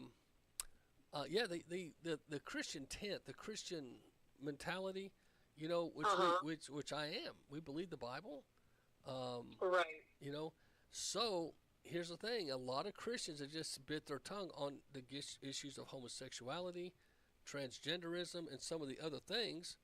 But what we really want is to see, and I just don't know if it's electable. Look at Huckabee. Governor Huckabee was a strong Christian, a former Southern Baptist preacher. He won a lot of primaries back when he ran, but he couldn't get the GOP nod because you're going to have to broaden the tent, and that's what Trump will do. Trump knows what limits I think he leans more conservative, but I don't think he's as conservative as you and I. Do you? No, because, we've heard his stance on abortion, which I know you and I would disagree with. But like you said, he wants to broaden the tent and get the votes. And I know there's strategy to that, but yeah, I do not think he is as conservative as we are. But, considering what's just happened in recent events, and you just never know, it might bring them closer to the Lord. Well, here's the thing. The reason I went that way, J.D. Vance and Sarah Huckabee Sanders are both very pro-life, and said they would support a national ban on abortion. Nice. So my point is, if J.D. Vance can learn the economics of Trump economics are going to be great, and his foreign policy I think is good. Vance is going to be stronger in maybe some of these social issues, but if he just spends 4 years and learns a lot, and they don't crucify him, J.D. Vance could be a huge help to the conservative views. Not saying absolutely. Not saying we'll get a nationwide ban on abortion, but I see him being a good potential leader for the party. Has Moms for America done any research or deep dive on him? Other than the congressional report card, I'd have to check out how he scored, but no, we haven't done any other deep dive on him. Maybe he'll be seeking our endorsement, though. Well, I hope he will. But he claims to have a Christian faith, was baptized. He was, I think, raised Catholic. But his wife being Hindu, and she was a registered Democrat, I think, and liberal for quite some time. Really? Yeah, I want to make sure I got that right. Someone may have been trashing, but she looks like a nice lady. She's super educated. But at one time, I think she was a registered Democrat and leaned left on some issues. I don't know if that's true. That could just be people's, brain slam. So that's allegedly. But let's just whatever reason, I think she is solid. And don't you see her like Melania is to Trump? She's going to be a compliment to J.D. Vance. Yeah, I'd like to, get to know more about her background as well. That'd be interesting. Well, her legal background's, she clerked for a Supreme Court. I can't remember which one. Served she was on 2 prestigious law firms. Yeah, she's got quite the resume in the legal world. But if you say this without, you're going to laugh, she's like a nice Hillary Clinton. Bill had a wife that had... I don't know if you can say it like that, though. Well, my point is she's got the legal connections, the pedigree, that she could be a future political candidate down the road, or maybe even a Supreme Court justice after Vance, because Vance is so young. He's going to be like Obama. He's still going to be a young man after his 8 years. I mean, if he were to, he'll be 43 at 2028. Say he wins, then he'd be, 47 if he won, and then say he got a second term, he'd be 51. Wow. That's kind of young. Yeah, very. And let's say he young serves like 2 us, terms. Rachel. Oh yeah, but if he serves 2 terms, I just wonder if America will embrace such a young guy, for president. Now, as VP, I think yes, but 41, I don't know. Yeah, I don't know. I mean, you just never know. I mean, you hear them complaining about the ages of Trump and Biden right now, so who knows if that attitude is going to flip. Do you think that's one reason Trump went so young, is to because he was younger than Biden, and JD would be younger than Kamala, but now Kamala, if she's the top of the ticket, she can say, hey, I'm younger than Trump. I'm curious, any thoughts of who you think her vice president will be? Oh gosh, there's rumor that they sent papers or vetting papers to the governor of Illinois that we left, Pritzker. That would disgust me to no end, but somebody sent me that not too long ago today. Well, they're saying because the way the Trump is gaining ground in the Rust Belt, that they would love to have Michigan, Pennsylvania, Wisconsin, or Illinois, somewhere up there, to help with that area of the country. But Gretchen Whitmer said, hey, she's flattered, but she's not interested, because I think she sees a sinking ship, and I could see her coming out in 2028 as a presidential candidate. Ugh. But, look at Tim Kaine. Tim Kaine was Hillary's vice president candidate. He's still in the Senate, but he never makes the limelight. You know? Yeah. He's known as the loser because he attached to Hillary. Whoever attaches to Kamala, and if they get beat bad like many think they will, their political future will be pretty lame. Kind of like Paul Ryan, you know, because he got, you know, he was the VP for a candidate with what's his name? McShane. Yeah. Some call him McCain. I call him McShane. Remember, he did the thumbs down. Yeah. So. Well, I just saw where I got this. It says Pritzker is apparently one of 6 potential running mates. Was sent vetting materials from the Harris campaign. I really hope that's not true. Yeah. If he's a billionaire, you know.